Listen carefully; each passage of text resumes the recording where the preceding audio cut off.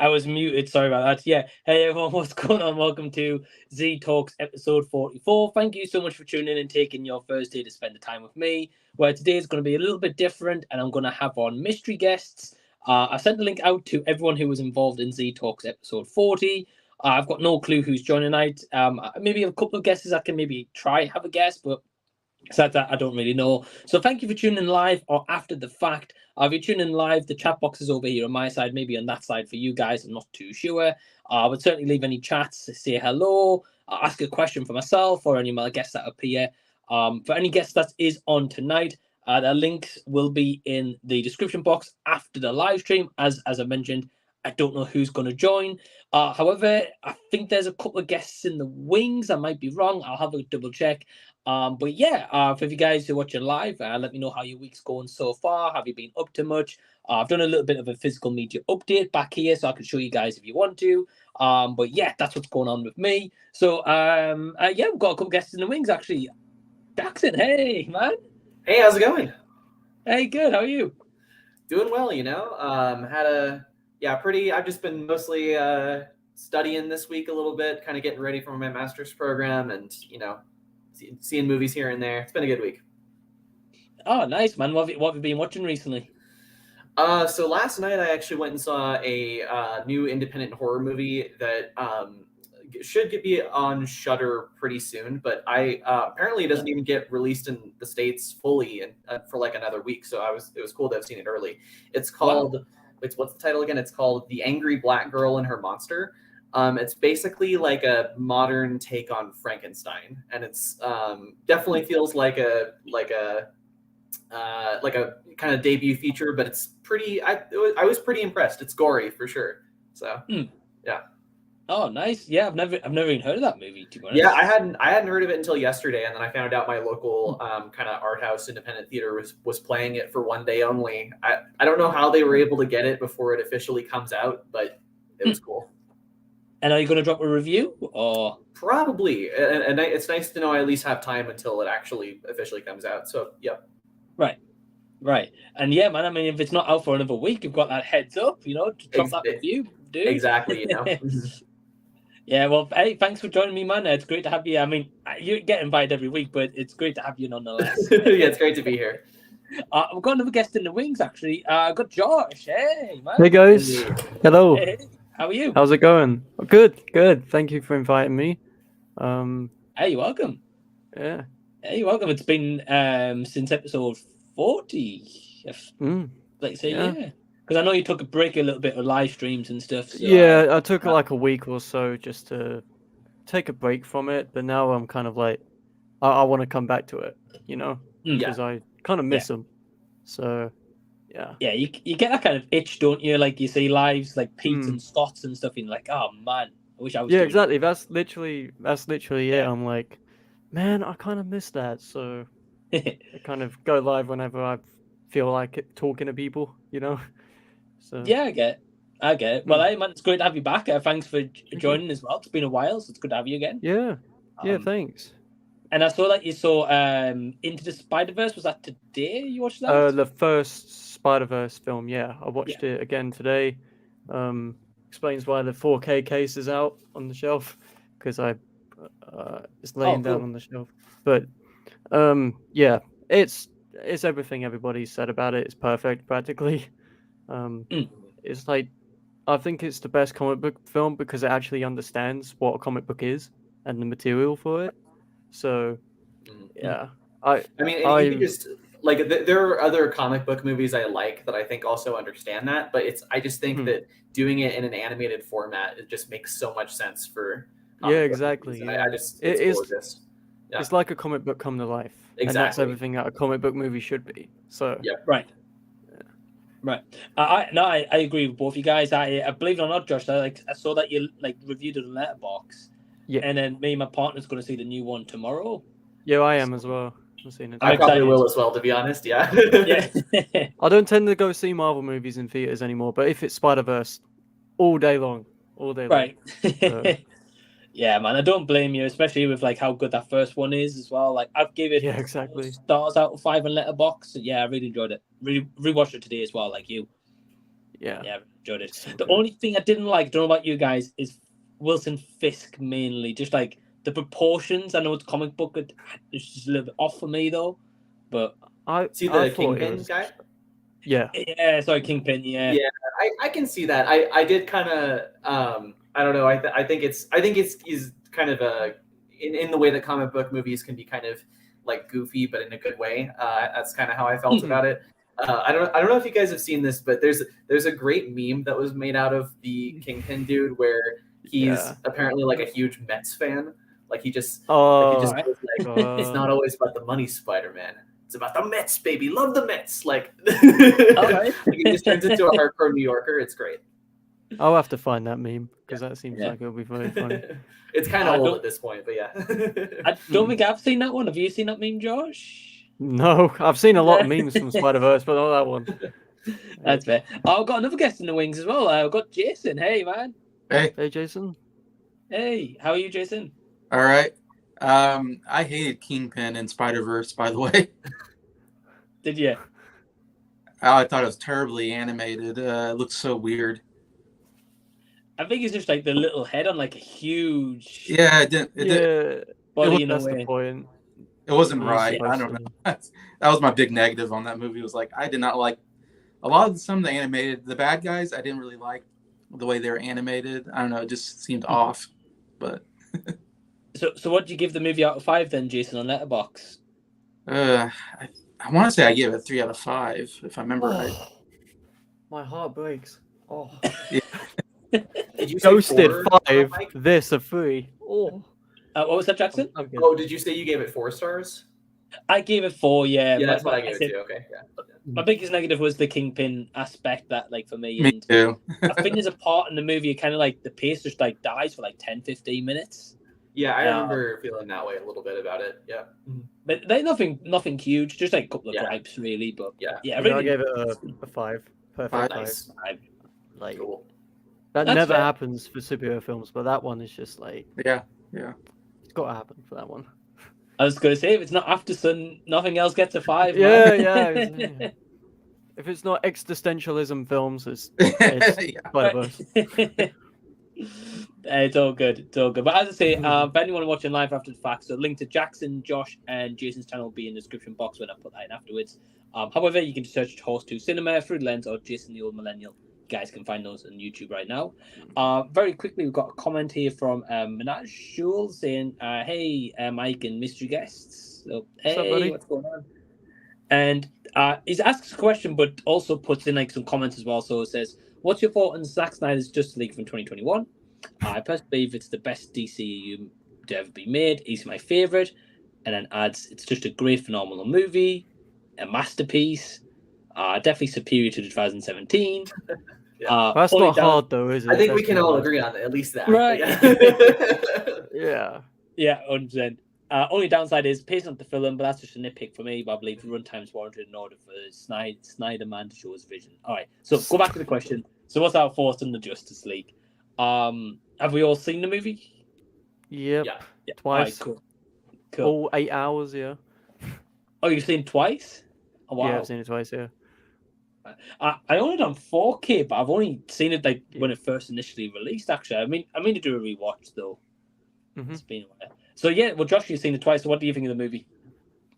I like it quite a bit. I give it a 4 on Letterboxd, but that's gone down with every time I think about it. I think it's better than the 2017 one. Let's put it that way. I think The Room is better than that. Let's be honest. But The room is much better than that. Like it's yeah. At least I can entertaining. enjoy The Room Yes. because of how bad it is. I can't enjoy Justice League. I have the 4K of it because my dad bought it, and I don't know why he bought it. But That's cool. he spent 4K. 25 Great British pounds on that he spent, and I don't know why. But yeah, I like the film. I like the way it looks. Visually, is a lot better than the 2017 one. It doesn't look like it was a TV movie, even though it technically was because it was streaming. But right. I like the Flash scene. A lot of people don't like the introduction to the Flash. I thought that was really well done, even though the CGI was a bit. But I thought it was a decent film. It just didn't have to be as long as it was. But yeah. Yeah, I get you. I will say I like that it's in like parts though, so you can just switch it off if you want, and then you can kind of go back to second, third part, whatever. But the cyborg stuff was good as well. I like the cyborg stuff. Well, especially as there's like the first movie to introduce him, if I'm not mistaken. And the last, yeah. And the last, yeah. It's just a movie kind of filled with controversy, really. Though, obviously, got Ray Fisher, then Ezra, and then the fact with like Henry Cavill's now gone, and yeah, I get what you mean. No, Jackson, what about you? Yeah, I like it. Like, it's too long for sure. I think for what I understand why they wanted to put together the whole cut to make it more cohesive, but I do think it's too long. I still though with what they're able to do. I mean, they clean up the tonal mess that was the 2017 movie a lot. It's really tonally consistent. The Snyder cut. It also feels like it's envisioned by a filmmaker with a visual sensibility more than that one, and it's just. And yeah, a lot of the stuff that they cut, in that version was like the most interesting character stuff, like all the stuff with Cyborg and stuff, and in the Flash too. So yeah, I liked it. I probably need a rewatch to like get a little bit more out of it, but it's an intimidating rewatch. It's really long, so yeah, and get that. You got to spare most of your night really to most of your day. I watched it. I watched it with a friend, and this was like after work one time. We started the movie at like 9 p.m., so we were done with it at like 1 a.m. And like sometimes I do that by myself, but I was just like, that's not when I want to start a 4-hour movie, 1 a.m. Oh, right. Yeah, I get you. So I've got a question for you guys because I'm not actually 100% sure on this, so I don't want to say anything that ends might be wrong. But when they obviously announced like this Snyder cut, I know they kind of went back and like did some reshoots and stuff. Yeah. But how much extra did they actually reshoot of that original movie that was cut? Do you guys know? I don't know how much. Like my friend who I watched it with could probably tell you a lot about that, but I don't know. No. I'm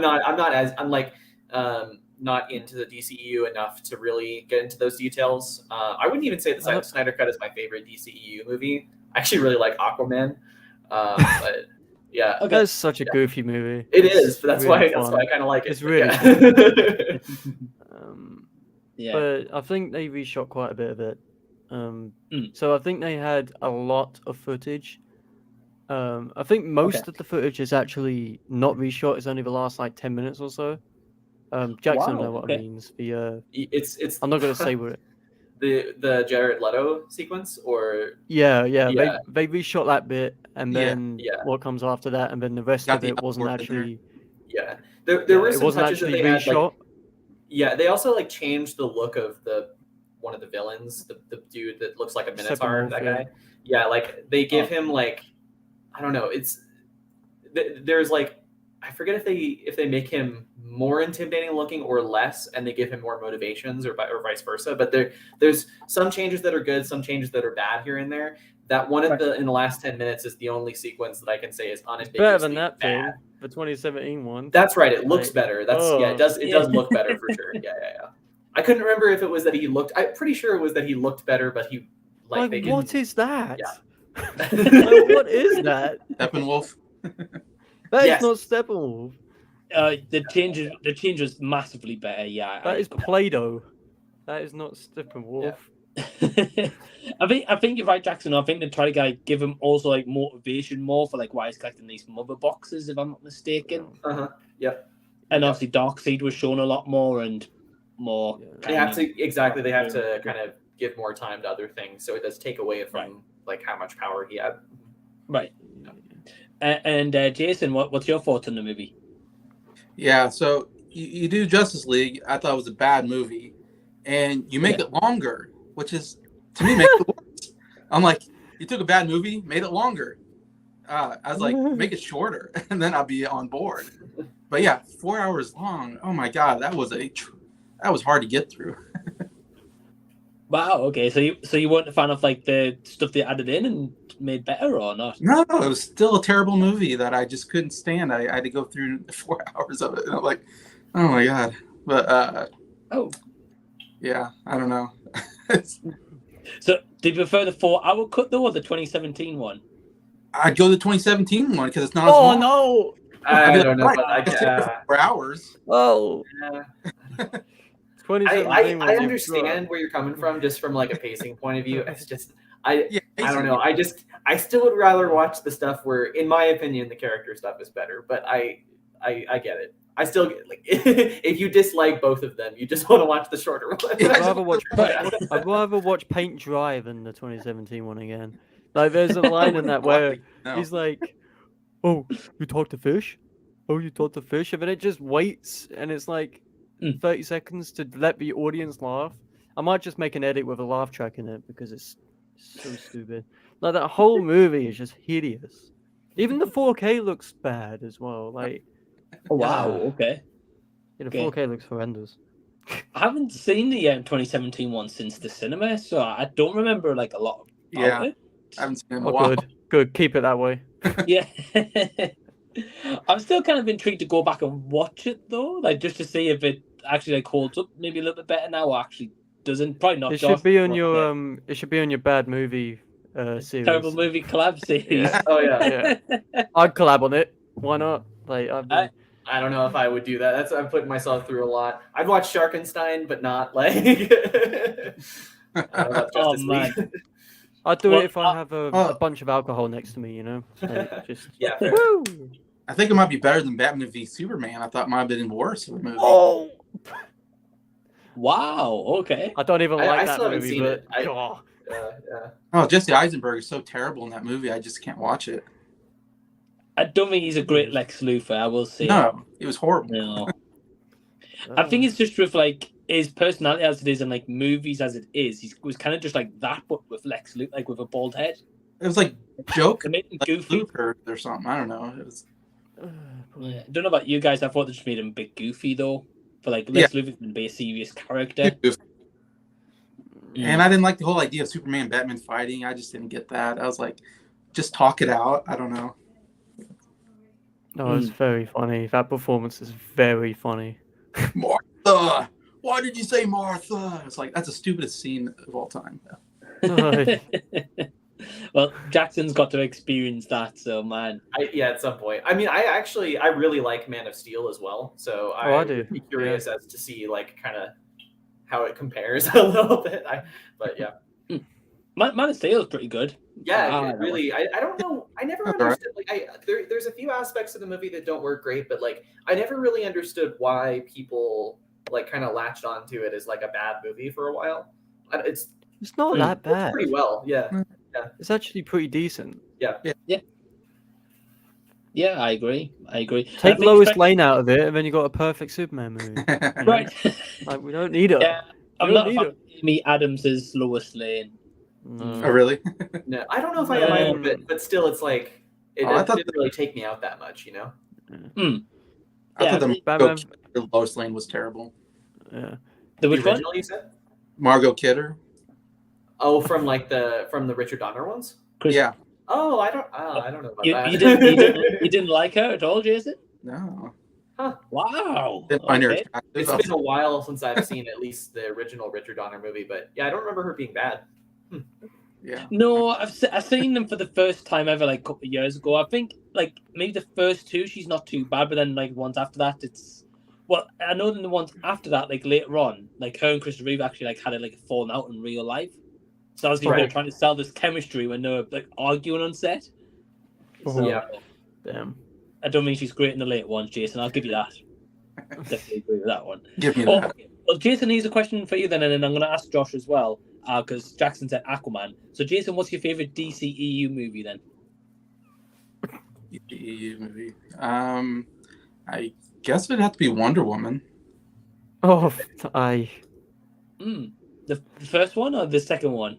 Well, not the second one. That was thank God, Jason. Thank God. That was one of the worst in the series. I'm thinking, what's DCU? Man of Steel, Batman vs Superman, Justice League, Wonder Woman, And Aquaman. Aquaman, Is it The Suicide Suicide Squad? Like, both of Squad. them count? Yeah. Suicide Squad. Oh, But like, I There's mean, like like- the James Gunn one, I think would also count. Yeah, not the 2016 one, please. That's like Yeah. my, I don't my think least anyone favorite would say movie of all time. Like that's Yeah. my least favorite movie of all time, I think. oh, the James Gunn Suicide Squad counts. Yeah, I think so. Yeah. Oh, okay, I would say that. I like the James Gunn But Suicide. it's the same characters. It's I would think it. I would pretty sure it counts. I'm not positive though. I like that. I like the first Wonder Woman. That's about the only two. And Man of Steel was fine, but Right. I think everything else was pretty terrible in this series. Yeah. Aquaman, I just got so bored during. I don't know why. I just could not get into that movie. That's a very I don't- goofy movie, and it's It is very very funny. goofy. I just enjoyed seeing James Wan take $250 million and just blow it up in the ocean. Like Yeah. just do Yeah. it visually. Yeah. They're like octopuses like banging drums or something in that movie. they like No, come out of the ocean, like they smash cut to the Sahara, like you Yeah. Pitbull singing. You like, got when they come Pitbull, out. yeah. Yeah. Like, it's not often you get a superhero movie which embraces stupidity like Yeah, that one. Yeah. Right. So I was all for Yeah. it when the bongo Yeah. drums were like, I I think was he's a like, really "Who good did-" director of action. James Wan is. Yeah. Like obviously like Aquaman. I know you're not a fan of this movie, Mike, but I love *Malignant*. I think the action in that movie Yes. is fun. Oh man. Oh, but my. I will say, so I've only seen *Malignant* once. I saw it in the cinema, and I thought like the first half was really good, and the second half was just like. See, I Malignant actually bad, think it's but- the opposite for me. Like the first half I Wow, found okay. kind of dull, and then the second half I was like, okay, we're going for it. Like it's I'm watching like an Italian horror movie now. Like The bad boy Gabriel line just has me in stitches every Yeah, time. yeah, yeah. It's been a bad boy Gabriel, like, it's such is a James goofy Wan idea, writing. but it's just executed like Mm. like there's nobody who didn't believe in it when they executed it. They just went full on. yeah. I have to rewatch it. I'm going to give it a rewatch, so at least I can kind of have a definitive answer. But because No I've worries. definitely seen the one. If you don't like it, that's totally good. That's totally cool. I think the thing that lost me the most was the police station scene and like the bad CG That's there. the I was best just- Yeah. bit. I get it. I do like that scene, but I Yeah. totally understand. Yeah. I get you. And well, Josh, what's your favorite DCEU movie? That's not *Malignant*. Malignant. Just kidding. Can I say The Flash because Stephen King said it's the best movie of all time? I'm kidding. Did he I'm really? kidding, of course. What? Yeah, like he's been baited What? to saying that it's amazing. Stephen Stephen King's King favorite. is- Oh, he's been baited. Okay, because I was Yeah, like, I he's know been for a baited. fact his favorite movie of all time is *Sorcerer* by William Friedkin. He said that many times. Yeah, I think they slid some money under the table for him to say it's an amazing film, Yeah. which is very funny. It will always be funny. Stephen King Alright. saying The Flash of all things is great. But either Shazam, the first one, Oh, been yeah. the second one, and then The Suicide Squad or Man of Steel, I think. Mm. I'm not the biggest fan of a lot of them. Suicide Squad, the first one, you all know what I think about that one. BVS is fine. The whole bullet subplot, just don't care for it. Birds of Prey is stupid. Oh, I forgot about that Yeah. one. Oh yeah. That one counts. Yeah. I No should one say. I cares. should say. No a note, one by the way, knows about about him. Aquaman. Aquaman was also the first date I had with my fiance. So, Oh wow. so I have it. What a so great there's date. a little nostalgia in there too. I will admit. Yeah. And was that Jackson? Was that first date because you wanted to go see Aquaman, or did she want to go see it? I think it was like we agreed that we wanted to see a movie, and neither of us was that Okay. interested in anything. Sounds that like we a guy's played, so we movie. just defaulted to Aquaman. That is Um, very funny. And then I we like actually that. went and played pinball afterwards. So I remember the date for many things. But yeah, the first Wow. thing was A lot of color that day. A lot of colour. exactly. Yeah. Sounds like a good day. I Right. need some Oh man, like, that's shades or something. that's a cool memory that I have though, Jackson. So I can see why. Yeah. Mm. Yeah, that's cool. I'm definitely intrigued at what they're going to do with the sequel though, given everything that's going on with DC Yeah. and Is it gonna happen? controversy. It's gonna Yeah. happen. It is. I think the test screenings have been real bad. I think Yeah, that people are right. saying it's terrible. Really bad. But Right. I imagine they'll still release it, and I don't know. I trust James Wan to at least, you know, I don't know if it is going to be a disaster, but we'll see. Well, I mean, the first one made a lot of money, It did, yeah. so That's why he got to make *Malignant*, was because I think Right. Warner Brothers, they were just like cool with him burning however much money it was to make *Malignant* to just go out and make another Aquaman movie. I mean, *Malignant* will have like pennies budget compared to Aquaman, you know. So Yes, but it was still like not insignificant for a horror movie. I'll have to look it up. okay. I'll be intrigued to hear. Like I think it was like a kind of mid-budget of $40 million. And how much did it make? That's a good question. Did it Let me say- go back to Make it. quite a bit. Sorry, just pulling it back up.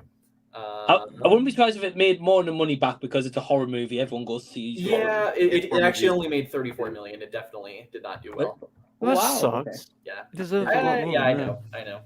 I don't even remember the movie, just to say. So Oh, Yeah, I mean, it wasn't advertised super well. It was. Yeah. It definitely wasn't advertised honestly. Like the trailers sell it as like, the trailers sell it as like another Conjuring or Insidious type James Wan movie, but it's not. I think it's purely because it's James Wan. So everyone was like, Yes. "Oh, James Wan Conjuring, right? Cool, sign me up." You know? Exactly. Yep. Yeah, I get you. Well, but thank you for the question, Omenagio. We've got Frags Gaming saying, "Good evening, lads." So hey, what's up, Frags? how's it going? Thanks for tuning in. Oh, okay. We've got the viewer Drew saying, "Hey, what's up?" Hey, So, Drew. hey, Always here. absolute legend. The viewer Always with Drew. the capitalization as well. Love it. Right. And we've got Marvel fan as well saying, "Hey, everyone, how are you?" So, hey, What's up, man? DC Marvel fan. Doing good. We've got an interesting question. Matt H. So, firstly, hey, Matt, hope you're well. He says, "What, in your opinion, is a perfect 10 out of 10 movie?" Well, After Sun for Josh. I've got quite a lot. Lost in Right. Translation, by Sofia Coppola. Tar, Three Colors Blue, Columbus. Just got loads, man. Blue is the warmest color. Just movies which have a lot of depth and meaning to them, and are quite slow because I like slow stuff. Clearly. Nice. But, Fair enough. Yeah. How to Fair Blow Up a enough. Pipeline's close. How to Blow Up a Pipeline is very close. Yeah, no, it's pretty structurally sound for sure. I really want to check it out. It's just a shame that in UK cinemas, I'm not sure about your area, Josh, but like where my cinema was, it was on like one show in a day, but maximum. Yeah, And then mine it was went at like off 10 after, like, less than p.m. a week. Even here, it was pretty scarce to be able to find it. Yeah. It's on Apple TV. You can buy it on there or Amazon Oh, Prime, I okay. think, for like £10 or something. Oh, I'm okay. tempted, but Yeah. I'm waiting. Well, to buy it, sure, but how much to rent it? Like if you were just gonna watch it for, I think it's like £4.50. Oh, that's £4.50 pretty or good. something. Like especially since it just came out, that's not too bad. Or just sell the 7 Seas, you know. Yeah, exactly. Yeah, true. It's not often I say that, but Yeah. No, the UK but sucks I mean, for movies. the thing is though, is like as you mentioned, Josh, like to buy it is like £10 digitally, like so you own Yeah. it that way. But I mean, for a couple of pound more, you can own the Blu-ray when that gets released or DVD at least. Right. Yeah. Exactly. Yeah. You know, and I'd rather have the physical copy at least anyway. If I'm going to pay that Sometimes much. I buy it on streaming because, say, a movie that gets a Blu-ray here doesn't get 4K, but on streaming it's 4K, Mhm. and it's Yeah. cheaper. Like Spencer, when that first came out, I think it was £12.99 or £15. On Apple TV, it was £12 in 4K, and I was like, wow! yeah, Okay. I want it. So I bought it. Love that movie, so I was like, yeah, I'm buying it. Was that the Kristen Stewart one? Yes, she Yes. she got robbed of the Oscar. I'm just saying, she should have won it, but thanks Academy, they never go my way. But yeah, Jason, did you see that movie? What movie? Spencer? About Princess Diana. Princess Diana. Yeah, it was one of the most boring movies I've ever tried to watch. Oh, my heart crack. It was one of the worst movies of the year. I was like, oh my god, this is so boring. I'm like gonna fall asleep. Okay. I'm having a heart attack, I think. Did you think Kristen Stewart did good or? Yeah, she's good. Oh, She's a good actress. actor. It's Oh, I unfortunate. love her. She's great. She did the She's Twilight really movie. great in Crimes of the Future, the David Cronenberg movie. She is so wacky in that. She's just so Yeah. quiet and off. Yeah. But it's funny. It's fun, but also like her character like has a lot of I don't want to spoil it, but she has a lot of significance to the plot, shall we say? Yes. By the end of it. Okay. Yeah. Okay. Again, another one in the cinema that like was there for like less than a week and just went off, so I didn't get a chance to see it. Yeah, we only got a DVD here as well. Oh, really? Oh, there's a Blu-ray here, I think. Yeah. Was that when actually I've seen a 4K as well. Yeah. Was that Jason? Was that when Jessica Chastain won for The Eyes of Tammy Faye? Please don't remind me of that. Like, oh, Haven't That seen was that awful. movie yet. that was Jessica an awful Chastain movie. Jessica Chastain should have won years ago. I think she won the Oscar that She year. should have won years ago for this movie. This is one of the best performances in the last like 10 years, but Yeah. she won for Eyes of Tammy Faye. Oh, Yeah, she did that one too. She was one of the front runners, I think. Oh, Yeah, she was okay. nominated for sure. I forget she who didn't. won. What year's that? 2012. 2012. So like, Yeah. who would 2012. have won? Mm, I don't know. I know. Just- That's a Just think, she didn't win the Oscar, but makeup did. Like, she won because she Yeah. was caked in crap or whatever. Okay. Like, Yeah, just I- makeup. Yeah. Yeah, the makeup one. Well, they changed her. She looked so different towards the end of that movie. They did a lot, I think. But yeah, She looks so bad. Okay. Really bad. really like that movie, but I guess Oh, you're. I hate it so much. I hate it so I much. like that movie. Oh, Jim! All she does is, oh, Jim! For like That was a 2 good- hours. Yeah. I'm yet to see it, but I was Same. again. Another one came to cinema for a week and it went off. Just missed Yeah. out on it.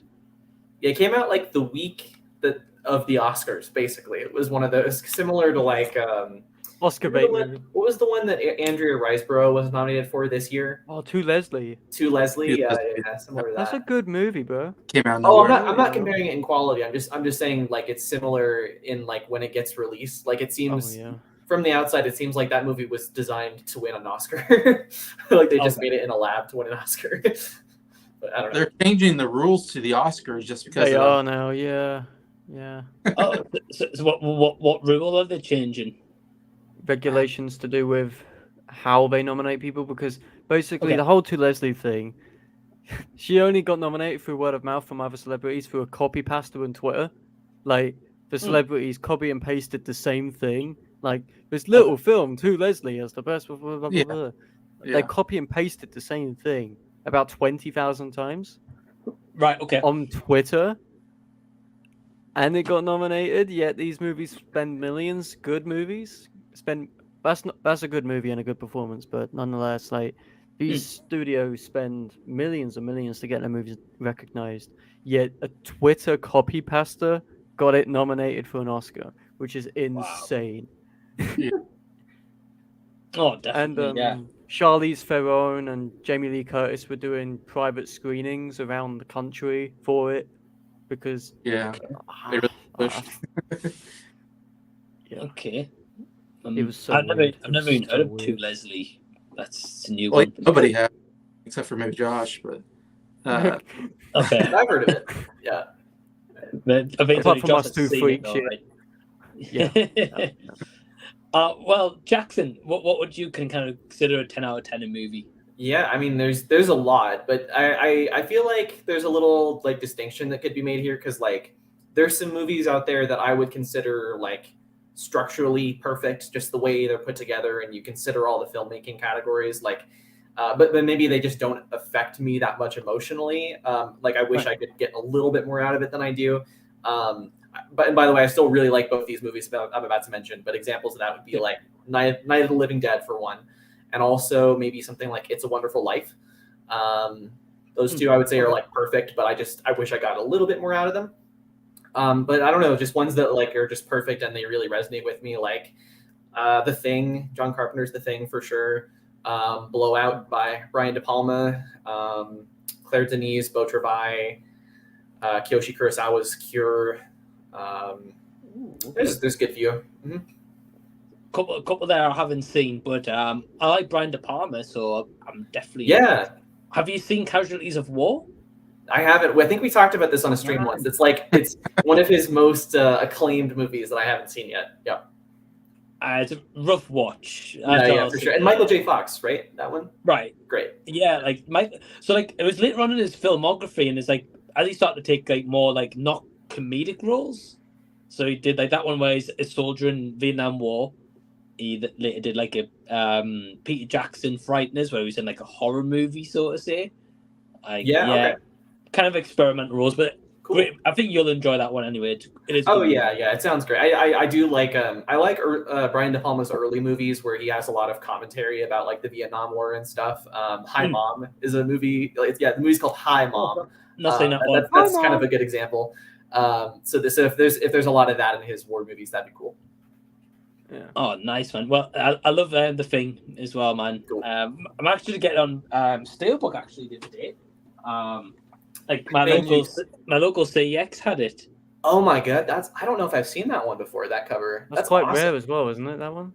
Yeah. So this one was. I looked it up afterwards because what it was, I was just in the shop, and I know Jackson, you've been to CEX when you're in the UK. Ireland, yeah. I don't know if it's changed much since you were last here. But a lot of the time, the steel books, if it's over a certain price, they'll put behind the counter. I mean, just to stop thefts, I think. Yeah. And anyway, I saw the spine because they have them on the side like that, so like you can't, like from a distance, you can't see what that is. Exactly. Yeah.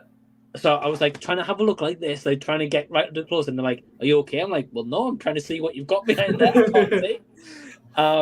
And anyway, I noticed it said The Thing, and I was like, "Oh wow!" I was like, "Is that the original or like like the 2011 one? I think it is." Yeah. So there's technically three of them. So the original one, yeah, is like from the 50s, but then the one that we think of as the original, the Carpenter one, is from the 80s. Yep. I've never seen the 50s or the 2011 one. I've only seen that one. I've seen the 2011 one, and I wasn't huge on it. Yeah, you don't need to see that one. I've heard. Yeah, but I've seen. I would like to see the 50s one. I've heard that's people say good things about that mostly. So. Yeah. Well, especially as the first ever one, and obviously Carpenter must have took some inspiration to be like, right, let's remake it. So. Right. I've heard about it that just like expect a different movie, expect more of like a 50s kind of sci-fi B movie, like with a little bit of like humor and stuff, as opposed to like because they didn't have the kind of effects that they ended up having in the 80s, so they couldn't like dive into the mechanics of the creature that much. But right. Yeah. I mean, just very quickly on the subject of The Thing, did you guys see an article I think was posted either today or yesterday that might be doing a sequel to that Thing movie? I was a bit like, I hope not. I also hope not. I don't know. Stop with the sequels, Hollywood, please. Just originality, please. And Josh, have you seen The Thing, the 80s one? No. Okay. But it's not the point. Like, what I mean is just like because the ending of the movie is like sequel proof. Like it's like the whole if you do a sequel to it, it like loses some of the effect of the ending. Like just I know what the ending is because my dad so, told me, and I said to him I haven't seen it, and he was like, "Yeah, okay." Oh. I would say if they did a sequel, they would completely just destroy that ending that they leave it on. Yeah. Yeah, but I don't know if the article is saying it might be even Carpenter returning to do the sequel, and I was like, I can't imagine him doing that. I don't know. No, because for one, he hasn't made a movie in 13 years. He hasn't made a movie since The Ward in 2010. So he's really old and out of practice for one, and also just he seems happy where he is. Like all he does now is he still makes music. He plays video games. He watches basketball and he smokes weed. That's his life.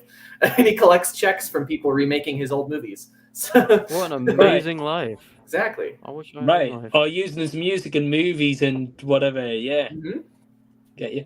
Yeah. Yeah. I don't blame him. I hope he stays retired. To be honest, if he's happy, yeah, definitely. Mm-hmm. Jason, what would you say is a perfect 10 out of 10 movie for yourself? A movie I don't get bored at, I guess. I don't know. Ghosted? Okay. Ghosted? I love that movie. I know you love Ghosted. Yeah, I do. That's fair. Yeah, I mean, we have all similar reasons, right? Right? But what a 10 out of 10 movie is, I mean, it's good acting, good directing, good script, right? Good dialogue, good pacing. Um, I like, see, for me, my difference maybe is that I like a good ending. A lot of people like, you watch a movie and like, you know, everybody dies at the end. I hate those movies. Other people are like, "Oh, this is so great," and I'm like, "No, it's terrible. Everybody died. Like, I hate it. Like, I want a happy ending." People are I like, love a bleak ending. I'll have to say, I "Yeah, really love I sad do as boy well. endings. Me too. yeah." A lot of people are like, "Oh, I liked it. It's so bleak." You know, real life is bleak, and I'm like, "Yeah, that's why I watch a movie because I hate my life, so I watch the movie. So I get a happy ending somewhere in my life. I'm like, hey, at least I like my life, but every once in a while I like to see you know, yeah. It depends on the bleak movie. Once in endings. a while, I I'm like to see people just, you know, um, so I love it. I love a happy ending. And I love the main character to be likable. I watch so many movies where I'm like this main character's a jerk. I can't get on to this movie, and that's different. A lot of people are like, oh, I like this guy because you know that's real life. Again, I'm like, I don't care about real life. I watch a movie to get away from real life. I want a guy. I want a main character that I like, that has that's a morally good person. And so that's one of my differences probably from most people. Sure. Sure. Also, I don't like disturbing images, so that's why I don't watch horror movies because I don't like to be disturbed when I'm watching a movie. And I don't like movies that are offensive. I guess that'd be probably the difference I have between other people. But I get you.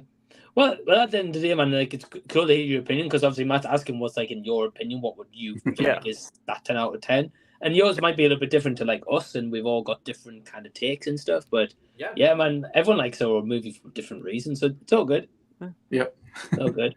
Kind of, I would say my answer is kind of a mix of like all you guys. Yeah, like sometimes I like a happy ending, I like a bleak ending.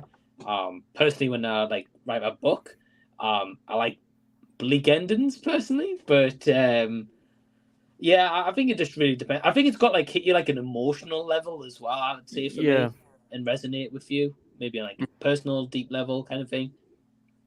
Yeah, right. It depends on the movie too. Like there's definitely a lot of happy endings I love. Like I don't want to spoil what exactly it is, but the ending to Before Sunset is the most perfect happy ending maybe in any movie ever. But there's a lot of examples of really good ones. That Before trilogy's on my list, man, to check out. I've seen Sunrise. Is perfect, like perfect romantic film, but I want to rewatch Before Midnight because it's the only one of the three I didn't 5-star. But I still really liked it. I gave it a 4, I think. A perfect 10 out of 10. A perfect 10 out of 10 movie for me has to, as Mike said, have that emotional resonance and also relatability. Whether you can relate to what's happening on screen, like say Lost in Translation, I relate to it because Scarlett Johansson's character is trying to find herself in the world, and I have the same thing. You know, it's like you kind of relate to it. Like Spider-Verse is different because I can't swing, but you know, I was gonna make a slightly different joke. I was gonna say that's why I relate to, or that's why I really like Henry Portrait of a Serial Killer, is because I can relate to now.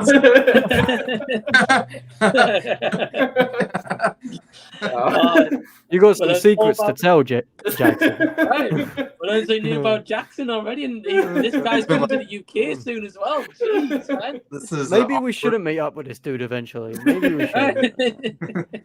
Like, Mike, call the cops. I have to. Just to add to the conversation, first we've got Cy Robson saying, "Hey guys, hey Cy." Well, he adds to this. He says, "Perfect 10 out of 10 movies from him are Blade Runner 2049, The Sting, Assault Precinct 13, and Big Trouble in Little China." Blade Runner just fits my criteria. Like, I love that. I love 2049. Yeah, that's Norton's favorite movie. That's it is. Yeah. I'm still excited. I'm still intrigued to see that one. I've seen the first one. I'm a bit hit and miss on, but it's been a few years at least since I've seen it. But I've heard great things about that sequel, though. So it's perfect. Like it's so good. That's not a bleak ending. Yeah, there's 2 Carpenter ones on there actually. So yeah. Yeah, there's Salt and Precinct. Well, I know about Salt and Precinct for Ink Jackson because of your ranking video. Yeah. Assault on Precinct 13 is interesting because I actually, I do think the pacing could be improved in the first half anyway. Okay. It's really good, like kind of midway through the end. But no, I get it. And Big Trouble in Little China, I totally get it. Yeah. Well, Jackson, I've got a question for you. I don't know if I'm going crazy here. Did they not remake Assault on Precinct 13, or they did? Like, right? Because when you were saying that, I was like, "Is there another one?" Yeah, right. I know the newer one. That's it. I know because the clip I showed on in my video was like really grainy. It was like one of the lower quality ones I could find. Okay. Just like of all the movies I did, right? Because I didn't go out of my way to choose the worst looking thing. But anyway, so like there's that, and then there's also the remake is with Lawrence Fishburne, I think. Yes. I haven't seen it, but yeah, I don't even know if it's good or not. I don't even know what the consensus is among people about that one. I've never seen it. I've only just seen like the DVD cover like so many times. That's how I know about it. Yeah, same. But I'm assuming. I mean, it never gets talked about, so I'm assuming maybe not that good. Yeah. I might be wrong though. I'm not sure. But cool to hear your opinions over side as well, though, man. That's really cool. I've got Winslow. Hey, Winslow. Oh, nice. No, Winslow Wave. I know Winslow Wave. You're missing it. I only know him by the wave. Right. Well, I'm sure if he's in the chat, he'll leave a wave. He said, "What's Billy Wilder's best picture winning the Lost Weekend today? What's your favorite Billy Wilder movie? And what's your favorite best picture winner?" Okay. Cool. Good question. Very quickly, I'll go on the Billy Wilder movie because I think I've seen like 1 or 2 of his movies. Maybe you guys have seen more. For me, it'd be like Some Like 'Em Hot. Oh, that would be my. Mike, I'm impressed. Well, it was a couple of years ago, and they put it on the cinema because I think they restored it in 4K, and I'd never seen it. I was like, oh, well, let me check it out, and I loved the movie. I thought it was great. Oh, wow. I've heard that one's really good. I want to check that out because I love Marilyn Monroe. Yeah. Oh, Marilyn's really good in that. Jack Lemmon. So, how he said, yeah, he's great in that movie as well. I think you'd really like that one, Jackson. It's a really good comedy. Yeah. No, I'll talk about it in a second after you're done. But I'm a big fan of Billy Wilder as well. So yeah. Oh, awesome, man. Well, that one's my favorite movie of his. Best picture when I'll have to look on my laptop. So I'm going to take it over to Jackson first. You go for it, man. Cool. I think I've only seen like 2 or 3 Billy Wilder movies, but the 2 that I can remember off the top of my head, I love. Okay. My favorite is Sunset Boulevard, and then Double Indemnity is probably like a close second. They're both amazing though. And then as far as best picture, let me pull it up real quick as well. Yeah, I'm not too sure. I mean, Jason will know off by hand any Oh, year. yeah. He'll be like, Okay. 1980. I've got a couple, I think. So it's probably either 12 Years a Slave or maybe Silence of the Lambs. Yeah, probably those 2. Okay. Yeah. Oh, okay, man.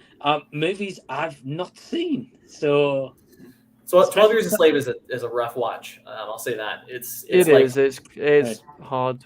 It's one of the more like brutally honest like movies about slavery. Yep. Right. But yeah, and then what was the other? Oh, yeah, Silence of the Lambs is a classic. Yeah, definitely watch that. That's rough too sometimes. But... Yeah, it can be, but it's not in the same way. Killer Jackson. It's another serial killer movie. What's going on? Serial killer movies are good, man. I think you're trying to tell us something. I'm starting to watch. Take out what's the one I have back here? Oh yeah, here we go. I mean, serial killer movies. Not your meat cleaver, I hope. Yeah, by Bong Joon-ho. Yeah, that's Bong Joon-ho though. So yeah, that's worth it. What was that movie, Jackson? I didn't see the title. Memories of Murder by Bong Joon-ho. It was a movie he did like almost 2 decades before he made Parasite. Oh, it's the same guy who made Parasite. Oh, yeah. Okay. Yeah. All right. Yeah. I'm intrigued now. I love Parasite. It's really good. I think I actually like this more than Parasite. Yeah. Oh. Wow. Okay. They're both great, but yeah. Yeah. Man, Jackson, he seems like such a nice guy, but now I'm like, there's like something, a dark behind the scenes. I think if I meet Jackson in London, I think I'm gonna have a police near me though. I think. See, the thing is, You like, have to get a search warrant for your arrest, bro, as soon as you land in the UK. if I were a serial killer, I would get caught way too easily because my taste in movies is just so dark. It'd be way too obvious. They look at your movies and go, yeah, exactly. They'd be like, that's it, that's our guy. That's it, They'll right? see you've got like memories of a murder in your Blu-ray player or something, and then they'll be like, "Yep, we're getting you." We're getting you. It might have been different if you had like Lady and the Tramp, Toy Story, The Incredibles and stuff. But nah. yeah. Well, hey, some good choices, man. Definitely intrigued by them, and especially that Memories of Murder, man. Oh yeah, it's great. Sold me on that one. That doesn't qualify for the question, but definitely a good movie to recommend. Yeah, I was gonna say. Good. Well, I've never heard of it, so I'm definitely intrigued though, especially by say Parasite director. Because watched Parasite again recently. Love the movie, man. Did you watch the black and white version recently, or? No, I haven't seen that one yet. I don't really know many people that have seen it, but I really do want to check it out. I've got the 4K with black and white in it. The Oh, black have you and white really, Oh, yes, the black and white is. That Steelbook one, I think that included as well. I think. Oh, that's nice. Yeah, the black and white really adds to the whole feel of it all. Cool. Have you seen the black and white version, Josh? Yes. And would you say it's better than the normal version or not? I don't know. I think the black and white version actually has a purpose. Okay. That being, it's supposed to, evoke the kind of archaic theme of the whole thing, and and it drowns out all color. And yeah, that's cool. The fact that oh, go ahead. Generational like wealth divide isn't black and white kind of thing. Yada. Like, there's a lot to it, but Interesting. Yeah, that is. Okay. It's so good. Cool. It's so I good. definitely want to check out the black and white. It seems like I tend to like black and white movies that are like kind of one location, like very character focused, because then it really like emphasizes the shapes of people's faces and stuff, and you really get to me they become more emotional. That. Yeah, that's actually a great example. Yeah, 12 Angry Men's a fantastic one. 12 Angry Men is still a movie I've yet to see. I really want to. Same. Nothing but I've had great Blu-ray for about things. 4 months. Haven't watched it yet. Yeah, fantastic movie. Yeah. And I know like Jacob Martin spoke about it before as well, and he loves it. So definitely something. Yep. Well, Jason, talking about Billy Wilder movies and like best picture winner, what would you go with then? Well, favorite Billy Wilder film is The Apartment. Won Best Picture in 1960. Jack Lemmon, Shirley MacLaine, Fred MacMurray. Okay. Really good comedy drama, I would say. Kind of comedy, but there's definitely some drama in there as well. Really good movie though. I enjoyed that. Like you said, Something Like It Hot, really funny movie. Stalag 17 is a great one. Comedy during POW, World War II's POWs. That was pretty good. There's some good ones. I like Billy Wilder. He's a good director. The Lost Weekend, that's all about a guy who's an alcoholic and he's a writer. And I wasn't crazy about that one. That won Best Picture in 1945, The Lost Weekend. Okay. But yeah. Sorry, I can talk about Billy Wilder. Like I said, he's a great director. Favorite Best Picture is Forrest Gump. I knew that right away from 1994. Absolutely love that movie. Yeah, okay, yeah, hey, that's cool, man. I love how like just like any year stay out, you would know the winner of that year.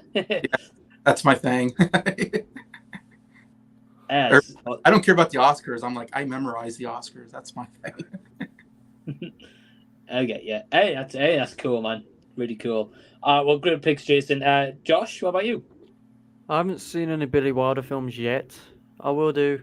I've just got so many movies on my watch list, and none of them are coincidentally Billy Wilder. But in terms of Best Picture winner, this gets me all the time because the last 4 have been near perfect for me. Parasite, one of the best. Nomadland, we watched it this week, fell in love with it. Coda, love Coda, even though people just think it's kind of TV movie-ish. I love Coda. I agree. It's kind of TV movie-ish, but I totally get why people. I don't think we can be friends. I'm kidding. Everything Everywhere All at Once. Sublime. But I think Kramer versus Kramer is one of them from 1980. I had to Google that. I'm not Jason. I can't. Yeah. My only knock on Kramer versus Kramer. I haven't even seen it. I've heard it's great, but it won the year Apocalypse Now was nominated, and like Apocalypse Now is one of the best movies ever made. Like, I haven't seen it yet, so same, Josh. I'll get to it. But apart from that, American Beauty is really good as well, even though you know who's a bit questionable. Yeah. He's a creep in the movie. Thou shall not say his name. He's a creep in real life. That's great. Okay, I think I know who you're talking about. That's why he was so good in the part. He's just playing himself. Great, yeah. That's why he won the Best Actor. Yeah. Oh, fair. It's method acting. He's still doing the role. He's still doing the role. See, I think I know who you guys are talking about. I've not Googled it, but I think I know who you're talking about. Yeah, I get you. I was just having a look at the list. I'd say probably another shout out I'd have to give is Spotlight. Have you guys seen that? That's really good. I like that a lot. Yeah, I mean, what were you saying, Jason? 2015. Yes, I believe so. I saw it in cinemas. I remember seeing. I've got it on Blu-ray actually as well. Yeah, that was a good movie. Yeah, really, really good movie. Somewhat decent in ways, but sorry, my dad came in. Yeah, my dad came in. He's starting a Letterboxd account.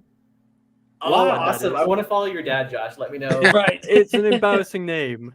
It is an embarrassing name. I'm not going to say it on stream. Oh, never mind. Fair enough. I don't know why he picked that name. He said it's the only one he could get, and I was thinking to yourself, no, it wasn't. Like you just named it that, but I don't know why he's starting Letterboxd. He came in and was like, "Oh, I'm starting Letterboxd," and I'm like, "Why? Like, you won't know how to use it. You won't know how to use it, but you'll have to show him, Josh, how to use it." Oh no, I'm not showing him. I'm gonna let him do it himself. Figure out how to mess it up. Quite easy to use, to be honest. I think anyway, personally, but it should be fine. But that'd be cool. It'd be exciting to see your dad's Letterboxd though as well. That'd be funny. That will be funny. I don't know what profile picture we'll pick. I'm scared actually. But I have to wait and see. Well, thank you for the question, Winslow. I appreciate that. I want to say on my channel, I'm going to do a ranking of every single Best Picture pretty soon. I've seen all 5 Best Picture winners, and I'm going to rank them. I got them listed already, so my ranking. In fact, if you're on my Letterboxd D, I have it on my Letterboxd D thing, so you can see it on there. But Letterboxd D. So you're doing a ranking, Jason, of all the Best Picture winners ever, or? Yeah. Okay, are you going to do that as a live stream, or? No, I'll do it like 5 movies at a time from 95 to 1. Oh, so like your Pixar ranking kind of thing. Yeah, okay. Like, here's my 95th pick, my 94th, and just talk about what I think about them. Cool. Well, man, if you do one of those a week, you've got a long form content right there. Yeah. Woo. That's cool, man. I'll be intrigued. I'll definitely check that out. I'll be intrigued. There'll be a lot of hot takes. There'll be a lot of movies that everybody loves. That's going to be at the bottom of my list, and everybody's going to hate me. But I think there will be a lot of hot takes, yeah. Yeah, there's a lot of hot takes. There's nothing wrong with that, though. There's nothing wrong. Everybody's like, I love this movie. I'm like, this movie's the worst movie ever. Like, I don't know. I enjoy hearing your hot takes. No, I really like coming on with Jason. Like, it's cool to hear all these takes. Okay. Right. Yeah. We've got Frank's game and added a Justice League before. Said, I want the Justice League mustache cut where they put the tash back on. They put the mustache back on. I don't want that. No. You guys remember the controversy when Cats came out about the butthole cut? Yes. People were saying what? Because they went in because the initial cut of Cats had their butts like the cat buttholes like CG rendered like on their bodies, but then they took that out in the theatrical version, and then people were screaming on Twitter like, release the butthole cut. Like, wow, I did not know that at all. Wow. Okay. But that's just. I only know this because when I saw Cats, it was at a cult movie screening, and somebody introduced it, and they talked about this fact, and we were like, "Oh, okay, interesting." Okay. I've yet to see that movie, to be honest. Oh my god, I haven't seen. I'm in no rush. I'm waiting for Mike to put it on his terrible collab thing. It's awful. I so do it with bad. you. Like, it's actually like, it is really boring though. I don't know if I'd want to watch it again. Yeah, I've not heard great things about it, to be honest, mine. So yeah. It might be on season 3 because season 2 I've already got a full lineup. So maybe next time. I'm not looking forward to it though. Matt Hitch's got maybe a question for Josh here. Yes. How Blow the Pipeline is available on stream here in the UK? I've heard so many great things about it. Josh, is it on streaming in the UK? It's on Apple TV. You can buy it on there, but you're unable to stream it unless you sail the 7 seas. I'm gonna buy it on Apple TV as soon as I can because I love that movie so much.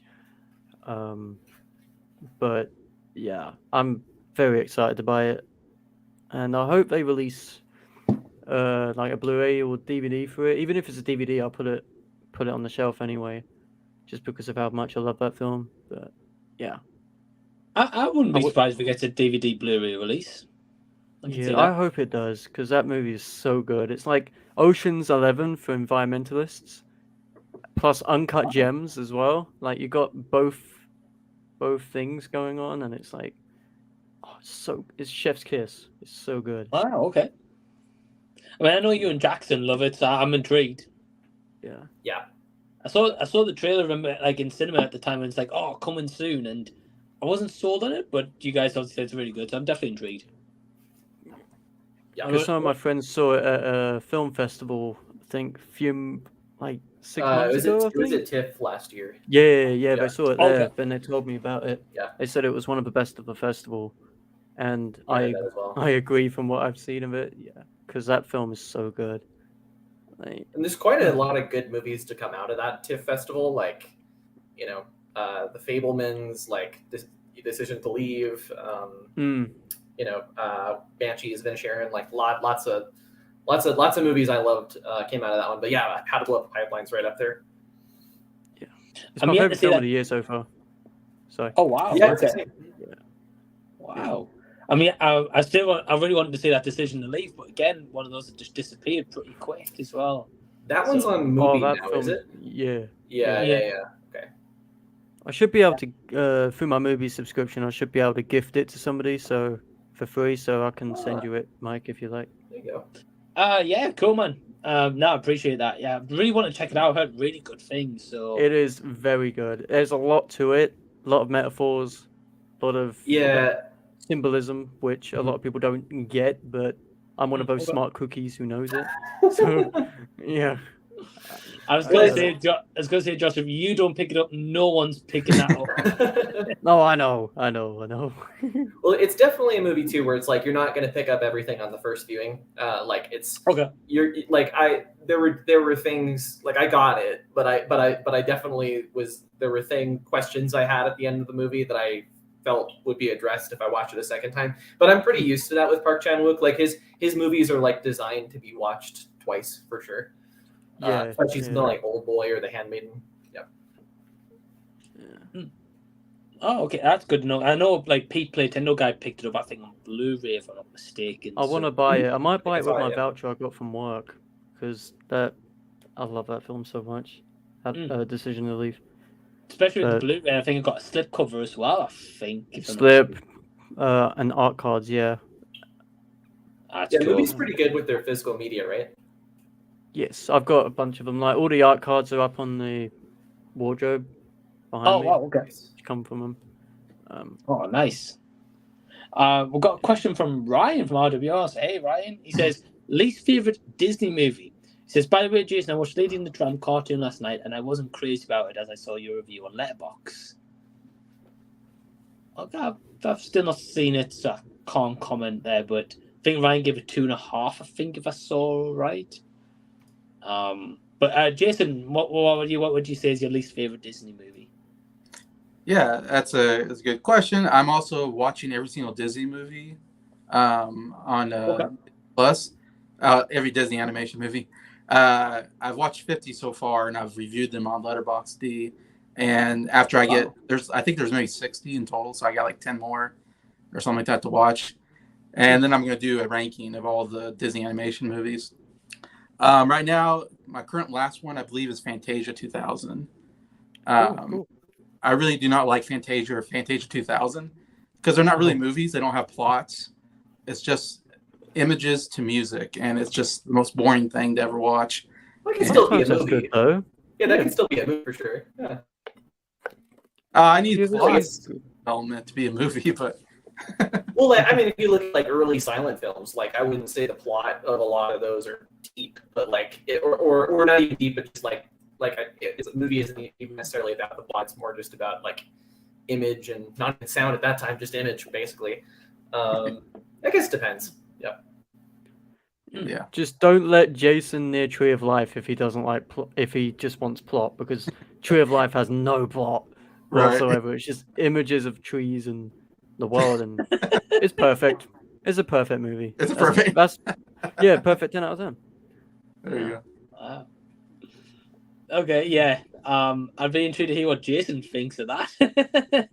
Oh, I'm begging he watch it just for him to do a review saying, "This isn't good. This is not good." I want to see that.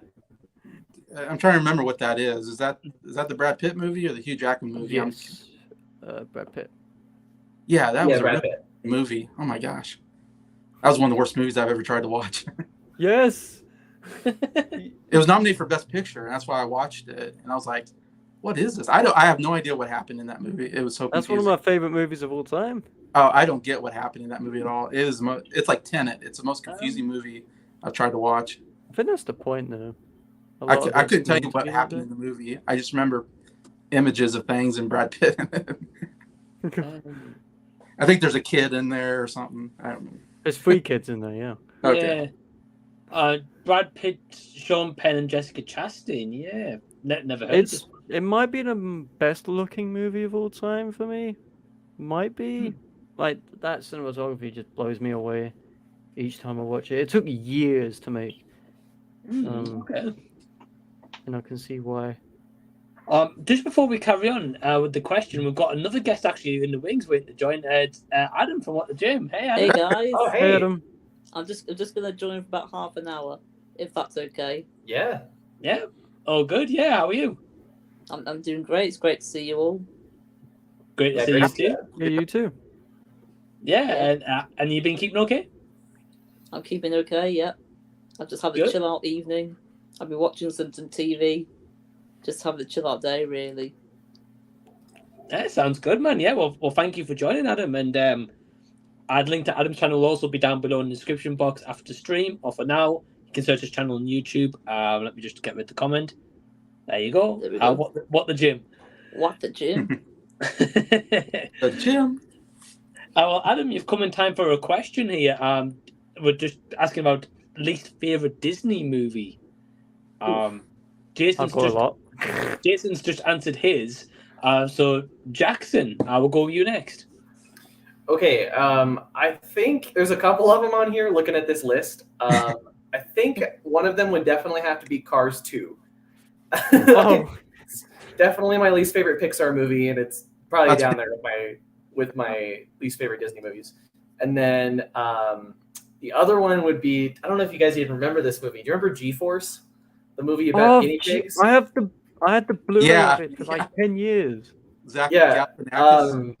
Even Nicolas Cage can't redeem that piece of shit. I remember that movie being advertised like coming in cinemas and stuff. I never saw it though, but I know which one it is. Oh boy. Don't remember good things. Josh, what about you? I'm just having a look through the ones I've seen. Letterboxd says proper having a fit at this list because there's 2,000 Disney films on this list. Okay. And it's not liking it. Lightyear's close because that movie's just so pointless. I remember Wow, okay. Sorcerer's Apprentice was pretty bad. Onward is fine. Okay. New I used to like Mutants. That's Sorcerer's technically Apprentice Disney. when I was a little kid, but that was I don't think it's good. Yeah. No, I don't think it's good either. New Mutants might be one of them because that's technically Disney. Whatever. But yeah, Cars 2 would probably be Pixar's worst. Or damn, I'm proper blanking on Pixar movies, aren't I? I've got most of them on 4K and I don't remember what ones they are, but Get you. yeah, they've done some bad movies. I just don't. Oh, Lion King 2019. Stinker. I did a review of it on the channel. Stinker. You did, yeah. That film annoyed me. It annoys me every time I think of that movie. I get you. Anyway, that's fair, man. Yeah, I remember like the 2019 one. Not great. No, just rather just bland from what I remember. Like no emotion to it really. Yeah, and it's funny seeing Jon Favreau try and backtrack it each time. Like he says in the audio commentary, we gave him no emotion, and then later on he says, "Well, we can't make him emote," so he just keeps. He's such a hack. I don't get why he did that. He didn't. He wasn't told to make it like that. He just made it like that. And it's very funny. But, yeah, and he made $1 billion. Yeah. yeah. Man. Well, Adam, what about you? What would you say is your least favorite Disney movie? There, Josh has mentioned quite a few. Mine's probably Cars 2 as well. Cars 2. Yeah, but I'm also not a fan of Alice Through the Looking Glass. Okay. Yeah. I'm not a big fan of that movie sucks. either. Yeah. Yeah. I saw the first one, but didn't want to see the second one. Yeah. Sacha Baron Cohen's in it, and Oh, really? In the second one or in both? Yeah, second one. Oh, wow. Okay. I don't know if I've ever seen Cars 2. I think I might have seen bits of it, but I can't remember. So I wish I could. I've seen it like 3 times and I've forgotten it as well. So yeah. You know. You're gonna have to watch it though for your. Don't you have a project to collect all the Pixar movies on Steelbook? Yeah, I actually do want to get it because I want to check it out. I've got like one I picked up recently at a good price. I didn't do a video on it, but I got Lightyear in 4K. I think I'm probably one of the few that actually like that movie. Okay. I didn't mind it. Yeah. Oh, okay, Lightyear's yeah. just forgettable. I don't remember anything about Wasn't Lightyear. It wasn't great either. And I also got Turning Red because I've not seen this one Oh, either. I love Turning Red though. Oh, Turning Red's so good. that was the Yeah, I like that one. last movie on my Pixar ranking. Yeah, I'm not a fan of that one either. It's my least favorite Pixar movie of all time. It's Oh, so wow. funny. I love that movie. Yeah, I like it. It's an improvement over some of their other more recent ones, I think. But yeah, it's good. Oh, awesome. I'm gonna be honest. I don't know if I've got a pick here because I don't think I've seen like many Disney movies come out. Like you guys probably seen loads of them. I would say for now, if I had to pick one, probably Cars 3. See Cars 3, but not Cars 2. Right. There you go. They don't link up no matter what, Jackson. They don't link up at all. Yeah. I've seen Exorcist 3, but not Exorcist 2, so there's lots of examples. Fair enough. I haven't seen the first Blade Runner. I've seen number 2. Oh, okay. I've seen Slumber Massacre Party 2, but not 1. Oh, nice! I love that movie. Nice. You love that movie? Oh, it's fantastic. The killer with the electric guitar. Like a That's drill. funny. Yeah. Jason, I I can't believe I you've like seen that a better than horror the first movie. one, yeah. I just can't believe Jason's seen a horror movie. Yeah, not my choice. I was with friends, and we were teenagers, of course. So I mean, let's just say it. There was naked women in the movie. Yeah. We were teenage boys, and so my friends. I'm adding that to the watch list. What's it called? Slumber Massacre. Slumber Party. No, Massacre. I'm kidding. I ain't doing that. So yeah, I was like this most of the time. Like I did not like that movie, but Yeah. It's actually an interesting, like, Josh, I actually would recommend it. It's Slumber Party Massacre 1 and 2 are, I believe, are the only, or like where they were the first slasher movies directed by women, and you can kind of tell. You can like there's definitely like just the way the characters behave around one another is like it's like exaggerated, but it comes from a place of truth for them. So it's good. Okay. That's intriguing though. And I never knew that, Jackson. Actually, to be fair. I remember watching it, and they would do like flashbacks, and I'm like, I'm totally missing the story because I haven't seen the first one. But yeah, they do the. It doesn't matter, but I could remember. I don't remember, but I feel like they do the flashbacks throughout the movie, whereas a lot of other slashers will just do it at the beginning and then that's it. Yeah, I'm like totally missing the story of the best. Yeah. No, I get that for sure. I mean, who cares? I see good-looking women, so the story didn't really matter. Yeah, that's fair. Winslow's adding away, Vince. Winslow. Oh, there you go. Size adding in about 12 Angry Men's Awesome 2. Yeah, we were talking about that before. Marvel fan says, do you guys think Toby, Andrew, and Tom might turn up in Across the Spider-Verse or the next movie Beyond the Spider-Verse? Good question. No. Yeah. Well, I'm sure Tom Holland signed up for a new trilogy, if I'm not mistaken. I think I heard somewhere. Who has?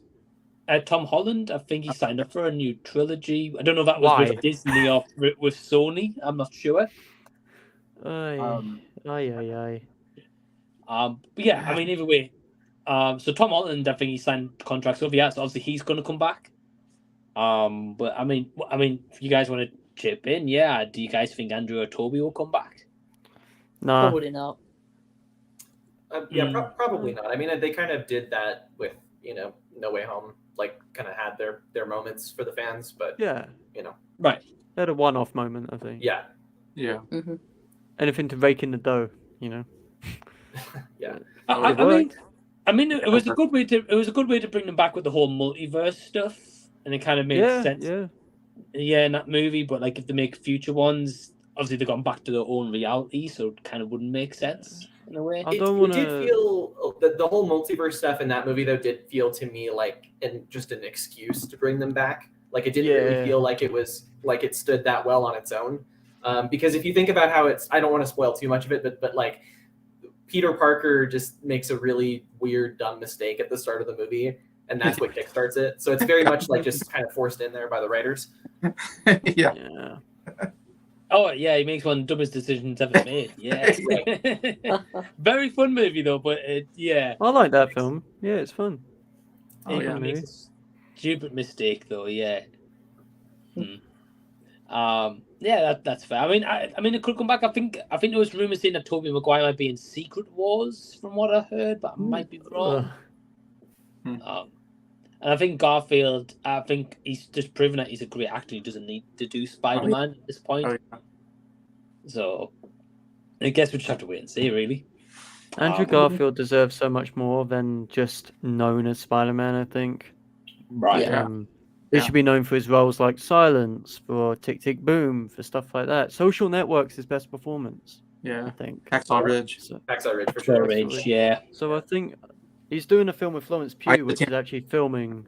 I think it's filming in the UK, right? I think I said. Yeah, not too far away from here. I think it's like a couple hours away. Wow. Okay. Like people on TikTok are like, "Oh, it's Andrew Garfield."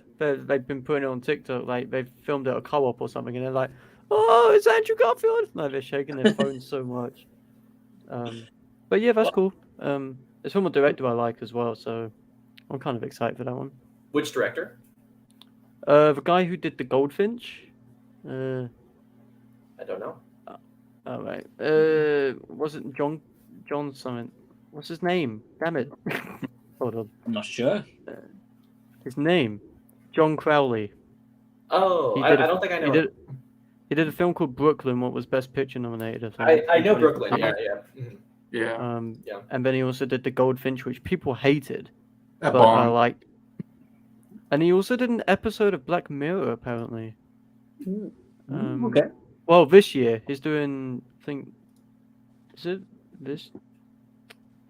Yeah, he's doing episode of Black Mirror for this season, so I'm excited for that one. Actually. Oh, okay. Well, that would be cool. I mean, I think like what you were saying, Josh. Like, I think like Garfield. If you think of him, you don't think of him like it's just like Spider-Man. Whereas like I think Tobey Maguire more do kind of thing, and Tom Holland especially at the moment. Mhm. Yeah, I mean Garfield kind of broke out of that. I think so. Yeah. Yeah. Matt H asks, have any of you seen the war film Come and See? I've never heard of it. Never heard of it. Russian. Yeah, I've seen it. Of course. Yeah, it's one of my favorite war movies for sure. It's had a miserable day watching that one, I bet.